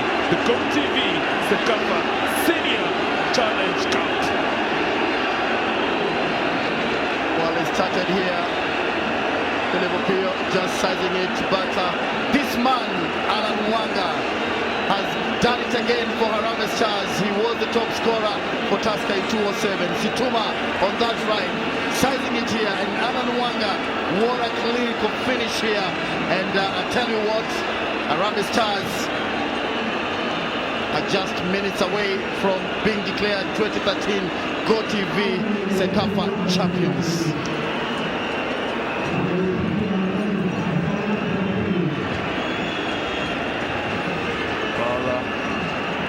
Alan Wanga is the toast of the moment. He's got 2 goals in this game. The Kenyan captain leading from the front. The score currently is Kenya 2, Sudan 0.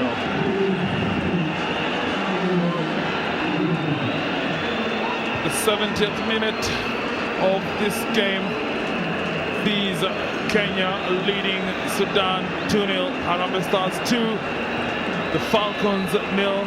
And the home team certainly dominating this game in terms of goals so far and the play, because the passes have been finding their men. Sudan just don't know what's happening here, because Abud Omar, Kahata, Miheso all doing the job and duty, and Kahata there winning a foul. Sudan really don't know what has hit them, Jacob. Well, talk about chasing shadows. The Sudanese side really don't understand what has become of the Kenyans here.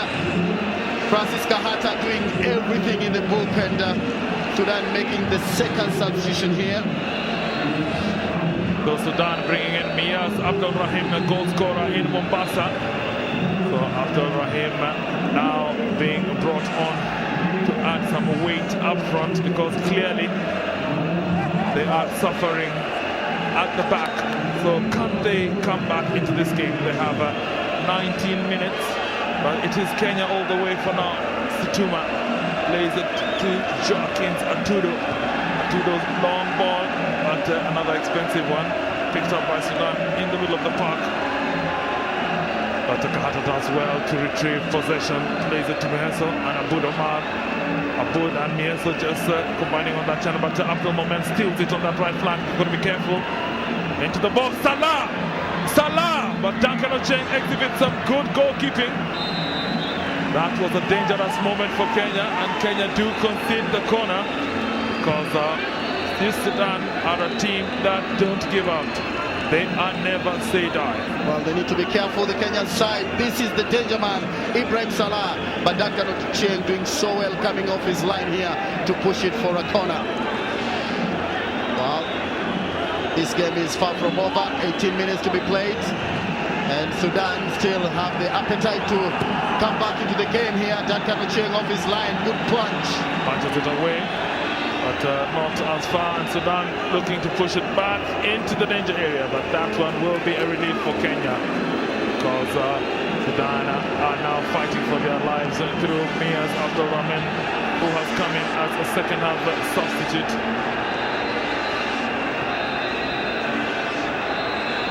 Salah just pushing away the second ball. Wants the play action to continue immediately. Duncan Ochieng will take his time. Well, it's the second time that Sudan has conceded. It's the first time actually that Sudan has conceded a second goal in this championship. They lost 1-0 against Uganda. And Abdul Rahman forced to stretch again. Wanga plays it back to Abud. Abud floats it into the box, and a chance for Kenya, but Kahata not able to connect with the header. Relief for Sudan, because Kenya right now running rings around them, picking up the 50-50 balls in midfield. Situma battling, but losing that one. Ahmad al-Bashir, the captain, is looking for Kamal Ariel. Now Sudan, can they just coin up a bit of an attack, but the interception from Atudo, and the quick turnaround in terms of turning defense into attack.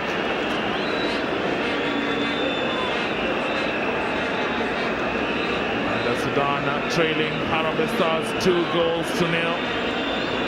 Can they launch a comeback here at the Nyayo National Stadium?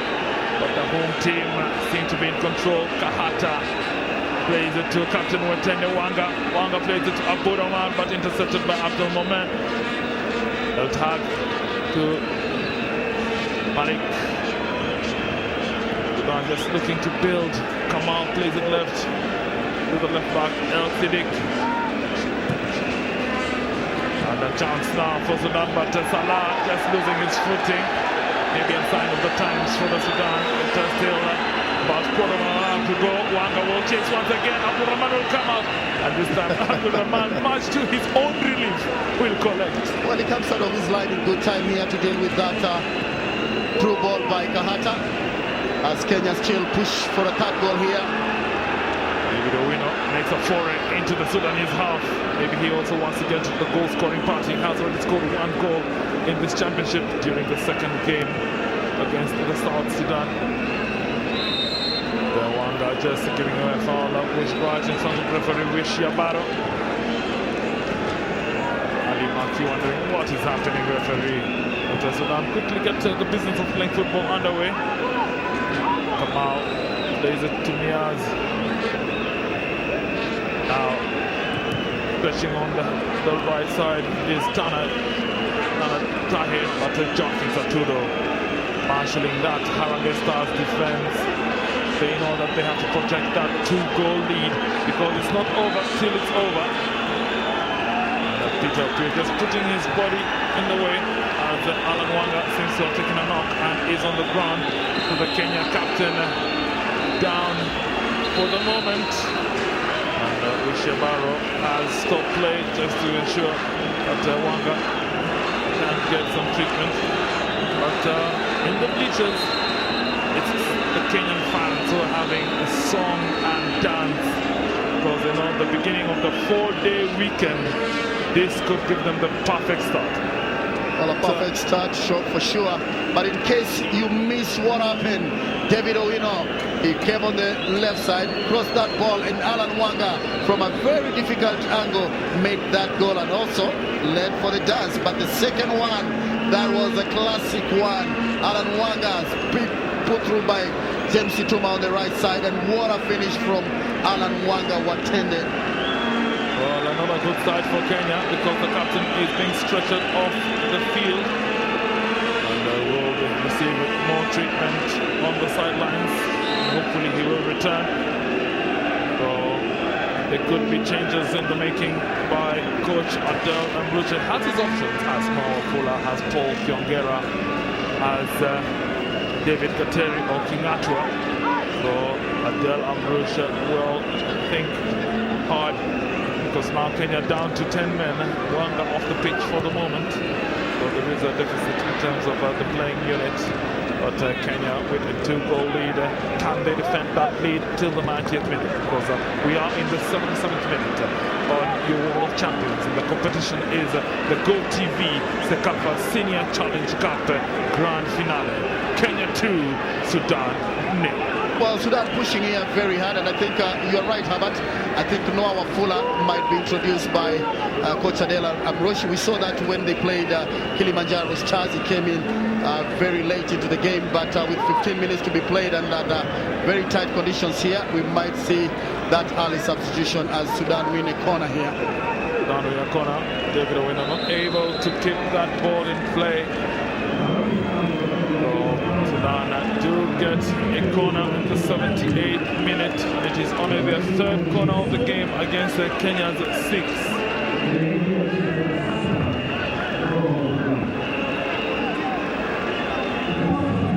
And it is a substitution for Kenya, so Noah Wafula looking to add more of his international outings. But I'm not happy about something. Well, I think he is not happy about the substitution because I think Alan Wanga is injured, he's out of the pitch of play, and he had already called for Miheso to come out. Well, danger in that goal. Duncan Ocheng just getting a hand to it, and lucky for him, no red shirts, so David Owino just clearing.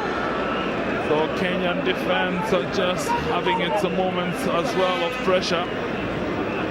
And Sudan looking to attack, but now against the run of play, Kahata picks it, Kahata, Wanga back on the field, the through pass to Wanga chases, but it is El Tahir El Hag who gets the better of Wanga and decides just to try and put it up, but Sudan do well to keep it in.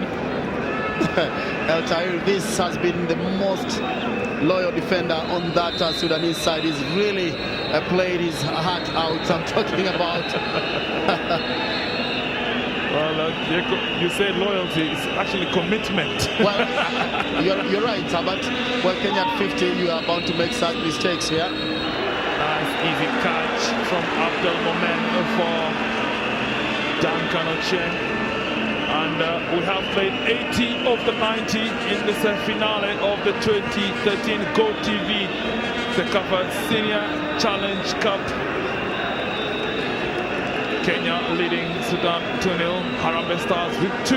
The Falcons are yet to find the back of the net. And the home fans would like that status quo to remain that way. But this is a Sudan team that you can never rule out. Now, Kenya picking it up in the midfield, and it is that man Kahata to Lavata racing towards goal. Lavata, can you put it in? But once again, a tackle from El Tahir El Had, Jacob Mulay's loyal defender. Well, if there is one man that would pass for man of the match, if it's not Alan Wanga, that number 2 on that Sudanese side, really. Look at how he chases that ball, and just on the nick of time, he pushes it out for a corner. El Tahir El Had.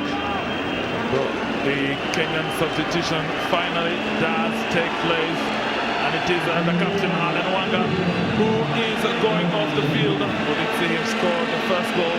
It was coming in from David Owino, and a pinpoint header hitting Abdul Rahman Ali. And then James Situma with the assist, Alan Wanga with the second goal. So Alan Wanga's appearance now coming to an end as Noah Fola replaces him and hands over the captain's armband to Duncan Ochieng. Well, Duncan Ochieng is the new captain on the side here. He's been handed the band as Alan Wanga moved off the pitch of play. Noah Fuller came in, and clear instruction from Adela Broshe that Duncan Ochieng, I think by virtue of seniority in the team, has been handed over the captain's armband here. So Clifton Meyeso with the corner for Kenya in the 82nd minute. That one into the box, and the header off the mark, and it will be another corner. It was Joaquin Zatuno looking for his goal number 4, clearly unmarked from the corner. Well, Atudo and directing his header clearly here, but pushed out for another corner. For Kenya's 8th corner. Once again, Wisha Barrow just going to maintain law and order in the 6-yard box. Francis Kahata ready to do his thing. A fresh Noah Fuller being harassed by Ibrahim Saleh. The match in terms of height. Tudo just lets it roll, and it will be still a Kenya throw. The minutes tapering off, 7 minutes to the end of this game. Can the Harambee Stars hold the Falcons at bay as they start smelling the silverware? But 7 minutes is a long time in this game of football. Association football, as they call it. Abu Dhaman with the throw. And no green shirts to put pressure on Abdul Rahman's goal, cleared by Malik Ali, but returned by James Situma. Abdul Momen beating Situma. Abdul Momen on that left flank, but the Kenyans falling back in numbers. The cross coming in from Abdul Momen, but it is a fruitless effort. So Kenya escaped, but the danger by that Abdul Momen, the number 9 of Sudan, is certainly exhibiting itself there. Well, the player of his own class, Abdul Momen, he came in the second half. He has come in previous matches and pushed Sudan at least to win the games. He came in against Zambia, and he was the destroying chief, assisting that second goal for Sudan. Clearance from David Owino. Looking for the Kenyan front line. Abud just continues the ping pong for Kenya. And Amal plays it wide, but no red shirt collecting. Duncan Ochieng just takes his time. playing come and get me, and finally picks it up. Just being frustrated by the Kenyan standing captain Duncan Ocheng of Sofapaka. Punts it up front. And the return by Malik. But straight out, and it will be a Kenyan throw. But Jacob Alan Wanga out for Fuller in reorganization. Who takes the central striking position? Well, Lavasa clearly going into that Wanga's position, and Wafula playing on that right where he's really used to on the AFC Leopards side. He brought in a good cross for Jacob Kelly, who is not in the team. He got an hamstring injury, and he will not be featuring anymore in this tournament. So Wafula on that right side now. So it's only Hensel just winning a foul off once again El Tahir Haq. I think the most overworked Sudanese defender this evening here at the Ghana National Stadium. 20 fouls, 11-9 the foul count towards Kenya. But just 5 minutes of play. The tackle coming on Peter Opio on Biaz. And clearly that is a bookable offense. So Pio getting a yellow card on that tackle. Tackle from behind, also dangerous play here. But if you see what he did, he just went for the ball, and in the process, he got the better of the Sudanese. So Opio just earning a card. One of the two Kenyan players who have to see the card, the other being Abudama. The three-man wall. Duncan Ocheng wants in place, but that one matched the relief of the Kenyan crowd, the Kenyan home crowd. The free kick by Hamoda Bashir, way off the mark. So 4 minutes, 30 seconds of play. Kenya leading Sudan 2-0. Can the dream be realized, Jacob Kostumule? Because since 2002, it's been a long wait. Well, Adela Broche is only 4 minutes, in fact 3 minutes away from making history here. The last time Kenya took this trophy was in 2002, and that was in Mwanza in Tanzania. And the winning goal was scored by Denis Oliech, who now plays straight for Ajaccio in France. Well, today the toast of the Kenyan side, Alan Wanga. And the substitution, David Kateri making his second appearance in this championship. We first saw him in the first game against Ethiopia. He disappeared, but now coach Adela Brusha introducing him for the final part of this game. And Miheso has done his part. Kahata looking for a full ball up front, but Abdul Rahim Ali collects and punts it into the Kenyan half.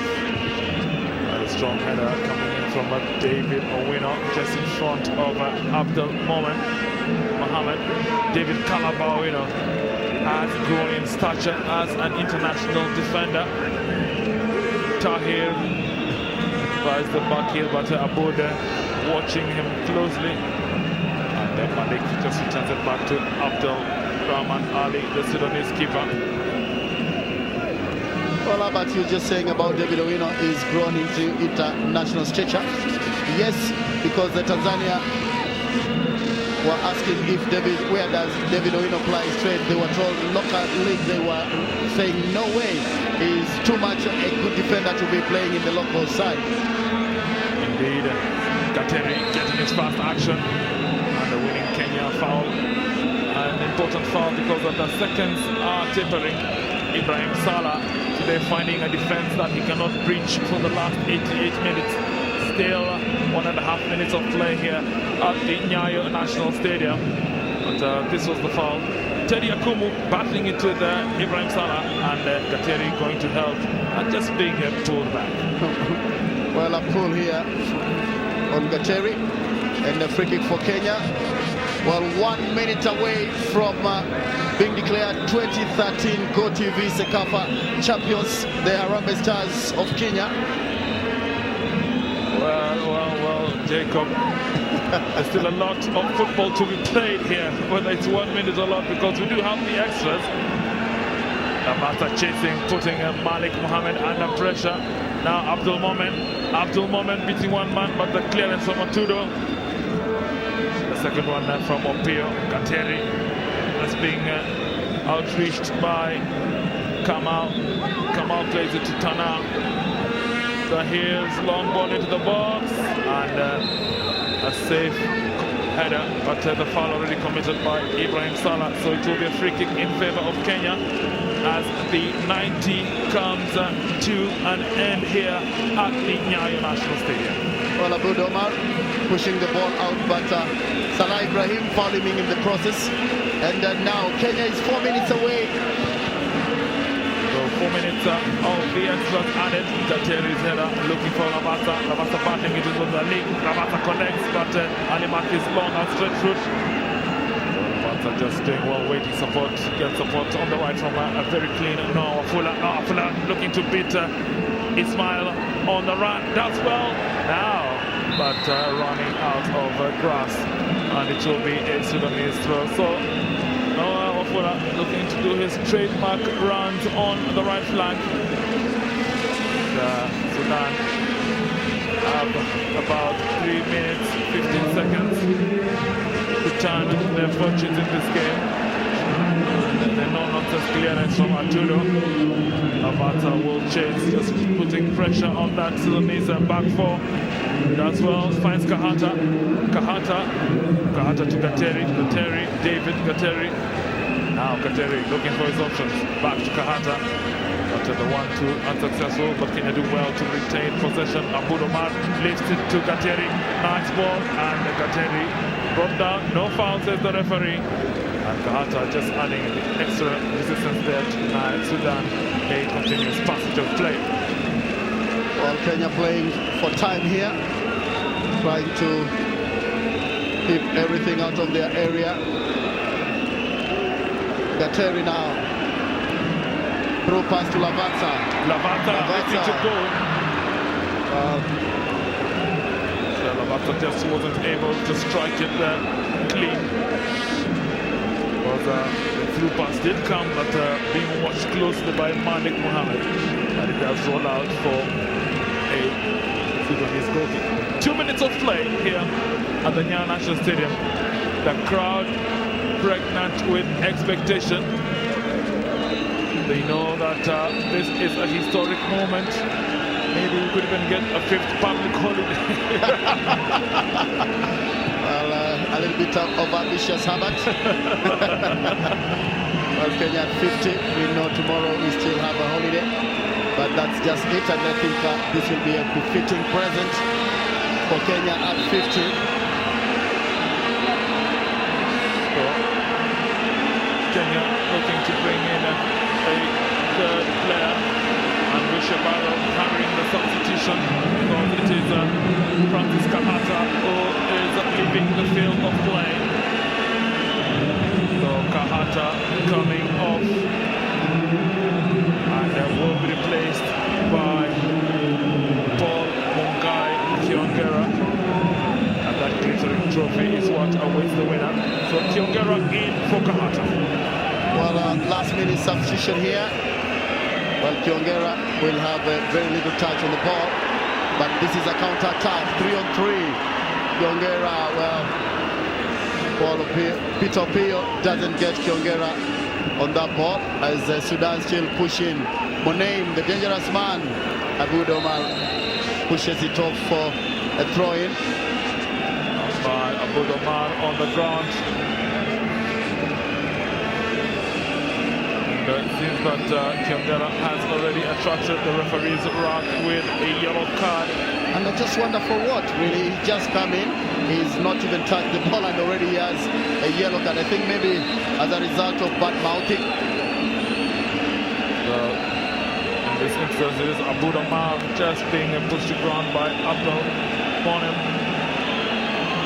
The free kick will be taken, but there's anticipation on the Kenyan bench because the 4 extras have already run out, and you can see them wearing their championship t-shirts because it can't be any different at this moment. Sudan still with the play, Bashir, but Bashir not able to get the possession and going forward as Opio just pushes it out for a throw-in. With Shabaro being watched. Sudan Deli Okumu. And then Duncan Ochieng collects at the back for Kenya, and he will just look to eat more and more of the remaining seconds of this game. Because any time now, Wishiabaro will be bringing this game to an end as the crowd has started erupting in song and dance here. But still, Sudan with the play, tied to Abdul Monem. Abdul Monem's long ball looking for Salah, and a shot blocked by David Owino. And now collected by Kateri. And the final whistle, it is a new champion of the GoTV Cecafa Senior Challenge Cup. The hands between the coaches, Nandwa Obiabo, Abdallah Mrusha with the technical bench, and they also want him to wear the champion shirts. Alan Wanga's 2 goals have given Kenya a famous win here on their home ground. The last time Kenya had a home win in this tournament was in 1983, so it is exactly 30 years to that time that Kenya last won this tournament here at home, and they are the champions. A perfect birthday present for Kenya at 50 here at the Nyayo National Stadium. Well, Adela Roche was signed by FKF in June, and it's just taken a couple of months for him to turn that into success here for Kenya. He was under the radar of Burundi. Now he brings glory, joy to Kenya at 50. And the Harvesters now just going to appreciate the crowd applauding the effort of their national team. So long deprived of success, so long deprived of silverware. Well, this evening, the 12th of December 2013, is a different evening because Kenya at 50 sees the perfect birthday gift in terms of footballing success, and Harambee Stars clinch the GoTV Cecafa Senior Challenge Cup here at home, defeating Sudanese Falcons 2-0. And there was no doubt about that game, Jetro. Well, it's not only the victory that matters here. The kind of football that Harambee Stars has displayed here, it's been a long time since Harambee Stars displayed that kind of soccer here. And the mastermind of all this is Adel Amroshi, the new coach on that side. You can see the message from the President saluting this winning Harambee Stars right from the Kenyatta International Conference Center.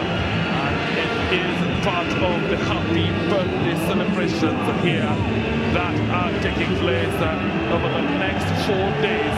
And what a start with this footballing success here. And when you consider the team, Harambee Stars, some of these players do not know what it feels to win a regional title, because none of them. But you must not forget the effort, the gallant effort of the Sudanese Falcons. Well, they've done so well to reach the final here. They eliminated Chipolopolo in the semi-final, but Kenya was not an easy match here for the Sudanese side. They found a very different story in Alan Wanga, and Kenya also making a good record here, conceding only 1 goal in the entire championship here. But it's been a success story for this Kenyan side here. They started by drawing with Ethiopia. The second game they beat Southern Sudan by 3-1. Then beat Zanzibar 2-0, 1-0 Rwanda. Then they demolished Tanzania by a solitary goal. And today, Sudan will take a long time to see what it means here. Indeed, the Kenya team just doing a lot of checks on the ground because they are happy. But Abdul Rahman, beaten twice this afternoon, knows that there's nothing he could have done about those goals that went past him. So, as the Kenya team dances at the Nyayo National Stadium, the full-time score of the final GoTV Cecafa Senior Challenge Cup, it is Kenya 2, Sudan 0.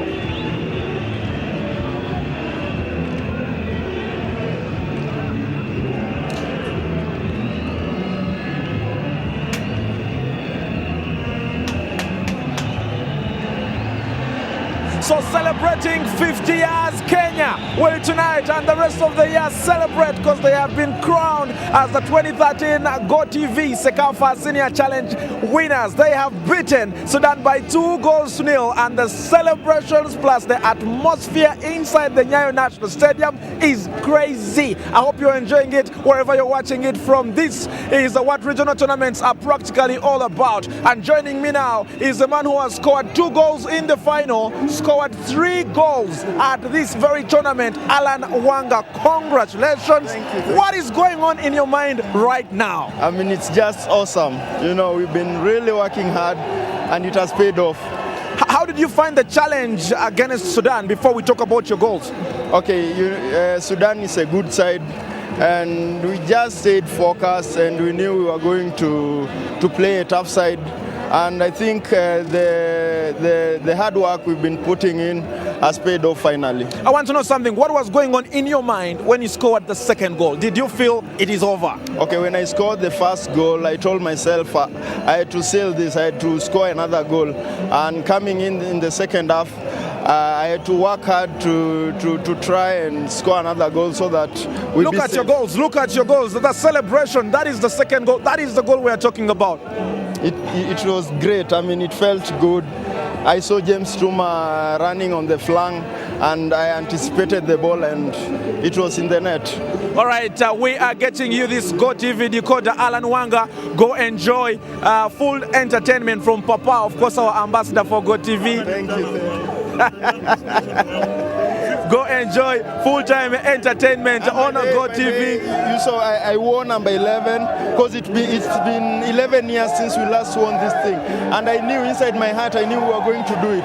And I thank God. There you go. That is the GoTV decoder. You have officially gone digital as well. Alan Wanga, congratulations. And thank you very much for lifting Kenya. Okay. There you go. The celebrations inside the Nyayo National Stadium are at the highest. It is going crazy in here. The fans are jumping. They are celebrating. We've just awarded Alan Wanga, and you can imagine what exactly is going to happen all across Kenya for the rest of the week or even for the rest of the year. That is what you get for winning a regional tournament. I'm joined by the man himself, probably the most loved man in Nairobi tonight. Amrush, congratulations. What is going on in your head now?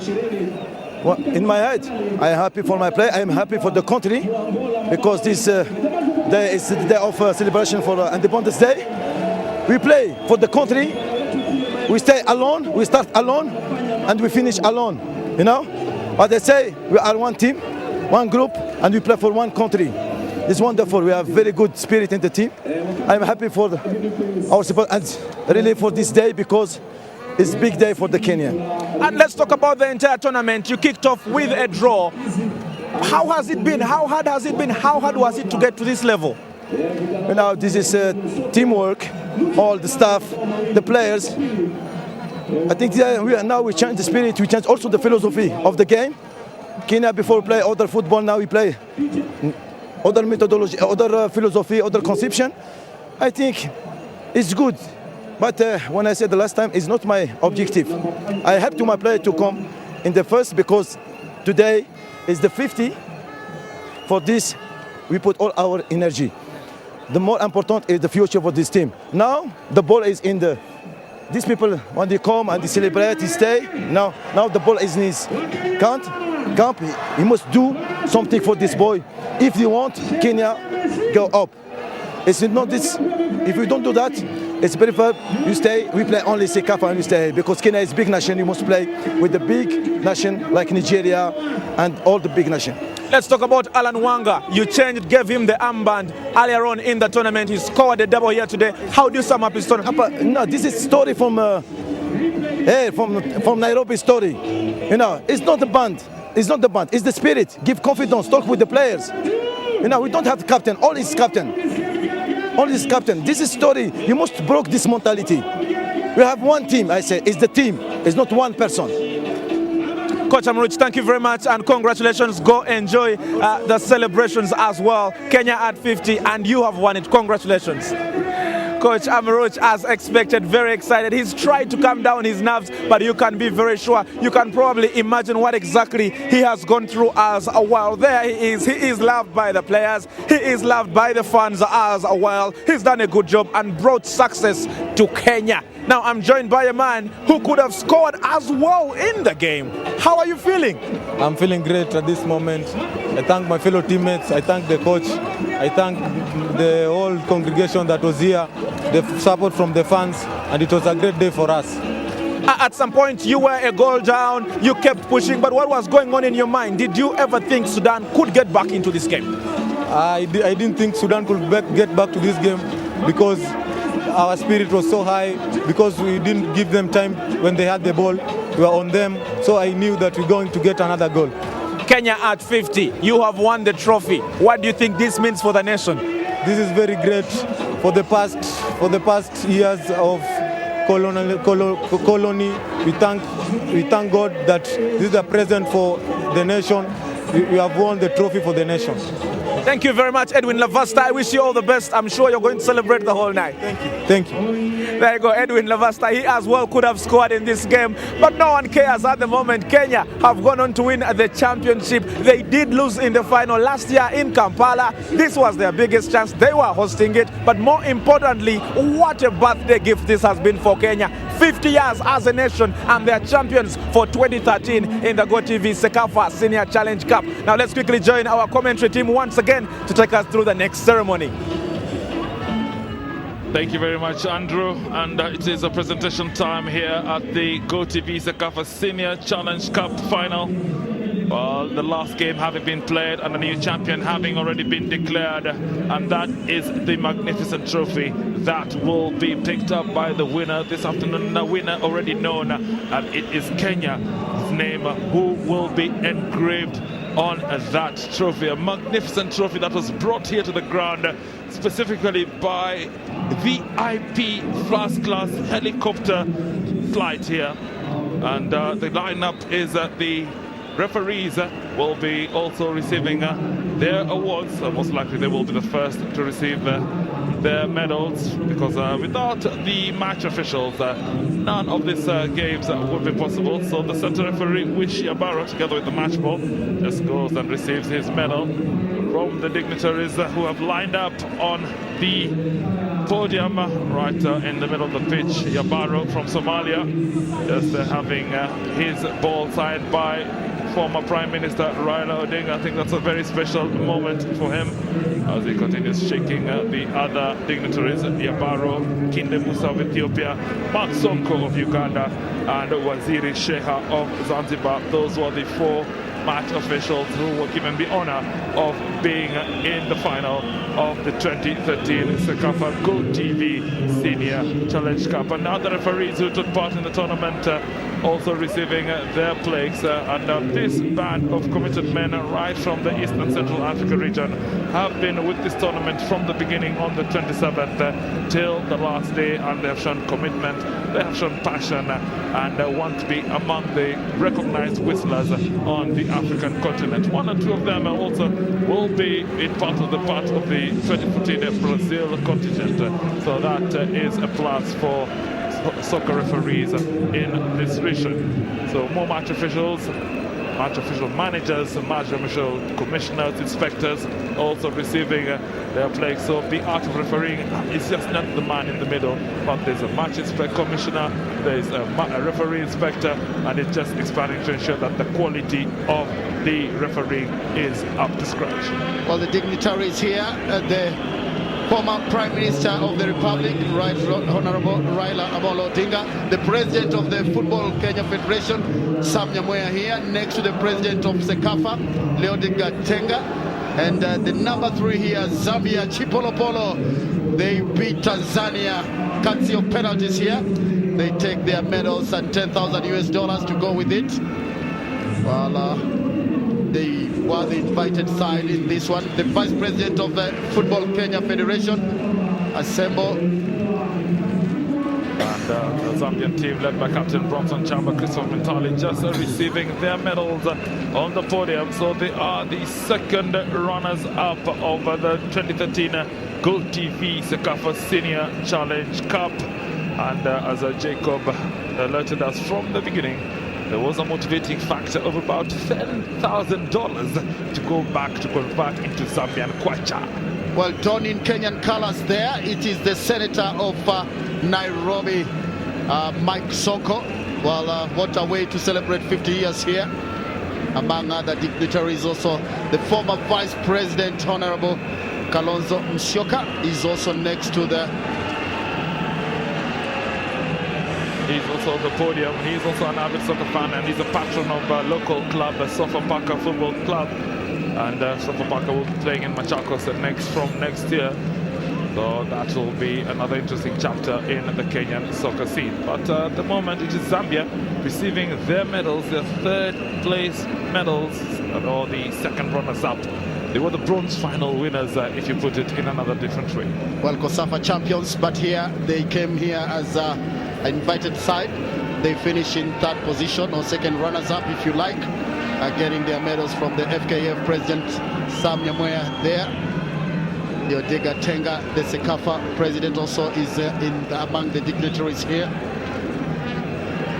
Well, a momentous occasion as part of the Kenyan at 50 celebrations. The Cecafa final took place, and well, it has gone according to script. And you see the French coach, the Frenchman who is a coach of the Chipolopolo, receiving his medal, Patrice Boumel, quite elated. And I think that's the check that the Zambians really fought so hard, and I think they won't have problems clearing it, because it already seems to be a banker's check with GoTV written on it. Definitely nobody is going to doubt that check. Well, it's an open check the way I look at it here. I mean, you can walk into any bank and get the $10,000 and the captain of the Chipolopolo side getting the dummy check here. Bronson Chama receiving from FKF president Sam Nyamweya the dummy check for $10,000. Their efforts, they did not come to waste. They came, they played, and the third place was good for them. And now lining up to receive the first runners-up position is the Falcons of Sudan. Well, they came here, they did so well during the tournament. They eliminated Zambia, Chipolopolo, by 2-1. That was in Mombasa. But they started it in Machakos, where they beat Eritrea by 3-1 the first game. They followed that by beating Rwanda by a solitary goal, courtesy of Saleh Abdallah. They don't go home empty-handed. They are number 2. They get the medal. They get $20,000, and also they have the top scorer in the championship. The golden boot goes to Saleh Ibrahim in jersey number 2. That is the man actually who has scored the most goal in the Cecafa championship. Yeah, just received his medal from one Kenyan Vice President Kalonzo Musyoka. And Musyoka now giving Malik Muhammad his medal.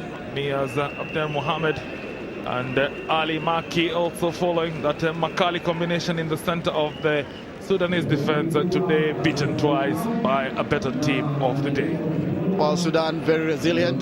They have done it. They lost only once to Uganda, but it didn't matter at that time, because already they had garnered 6 points to get them into the quarter-final stage, where they sent Ethiopia packing by 2-0. And coming to this game also, they had conceded only 2 goals, but today Kenya having a different story here. They reserved the best for the last year, scoring 2 goals in the process.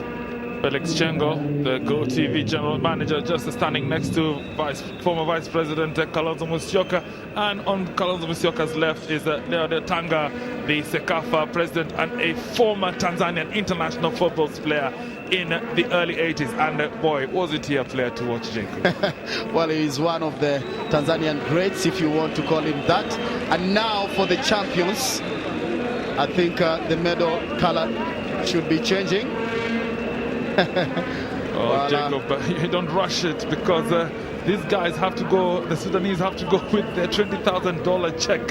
Well, 50 years has been a long wait, Herbert, so you always think that the gold should come before the check, but the check comes before the gold. So $20,000 being awarded to Bashir Hamoda, the captain of the Sudanese Falcons, as they finished as first runners-up of the GoTV Cecafa 2013 Senior Challenge Cup.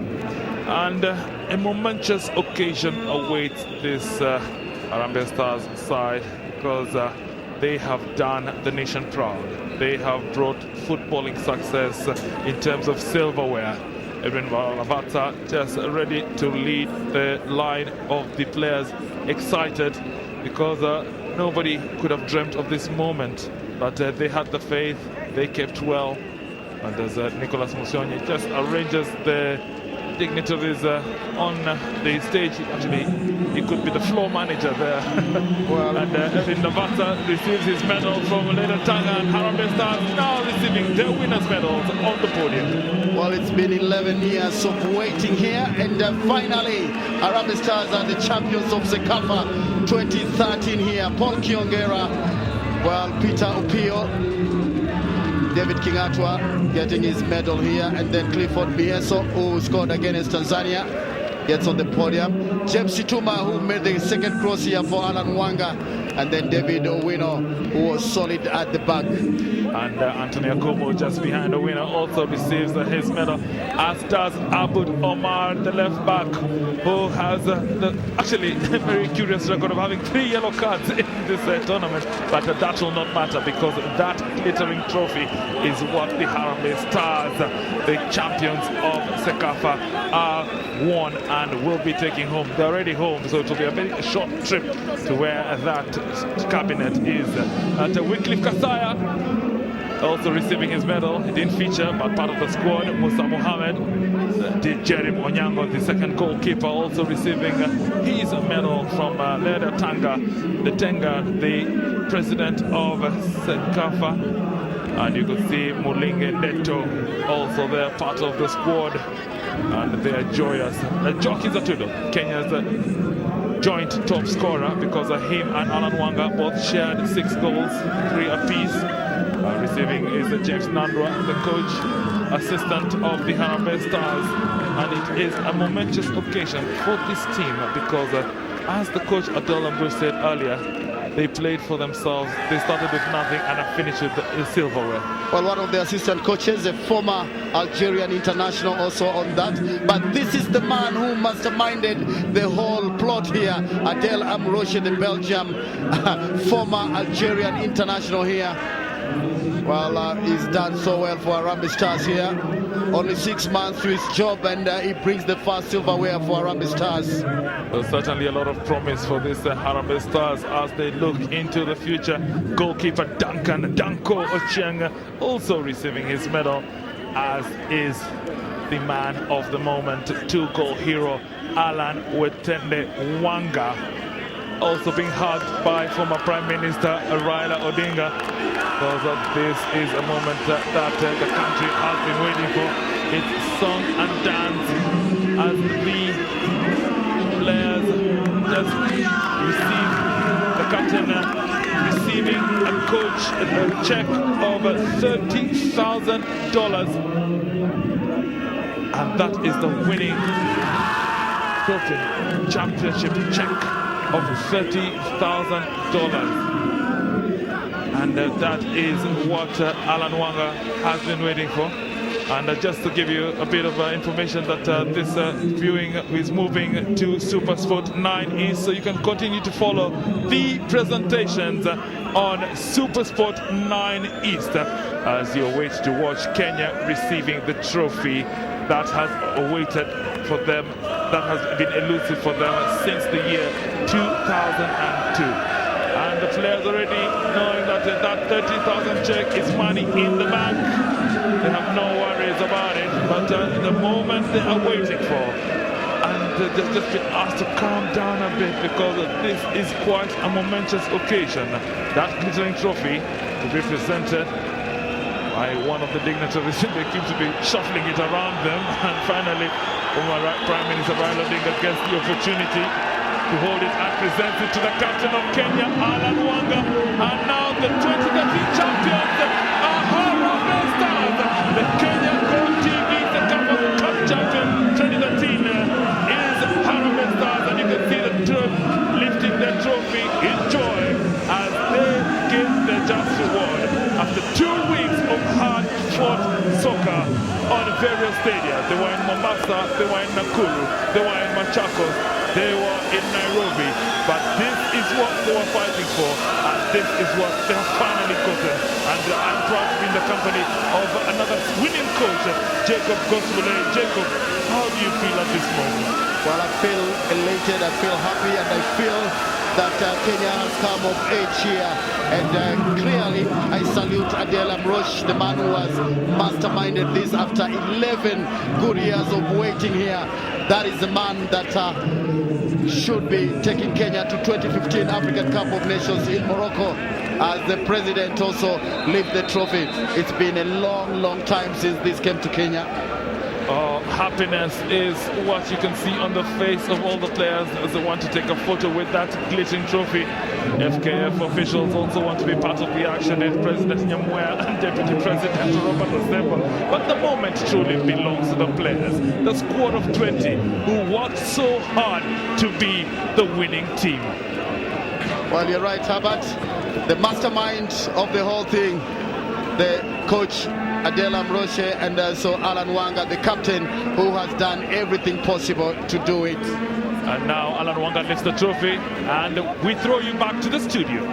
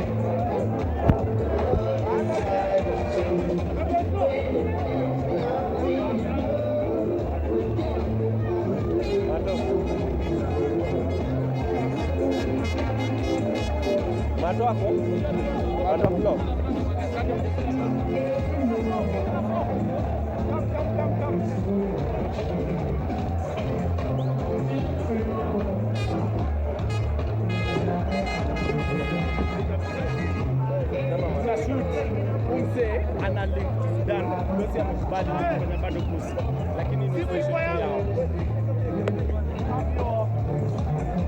Microphone. No, it's okay.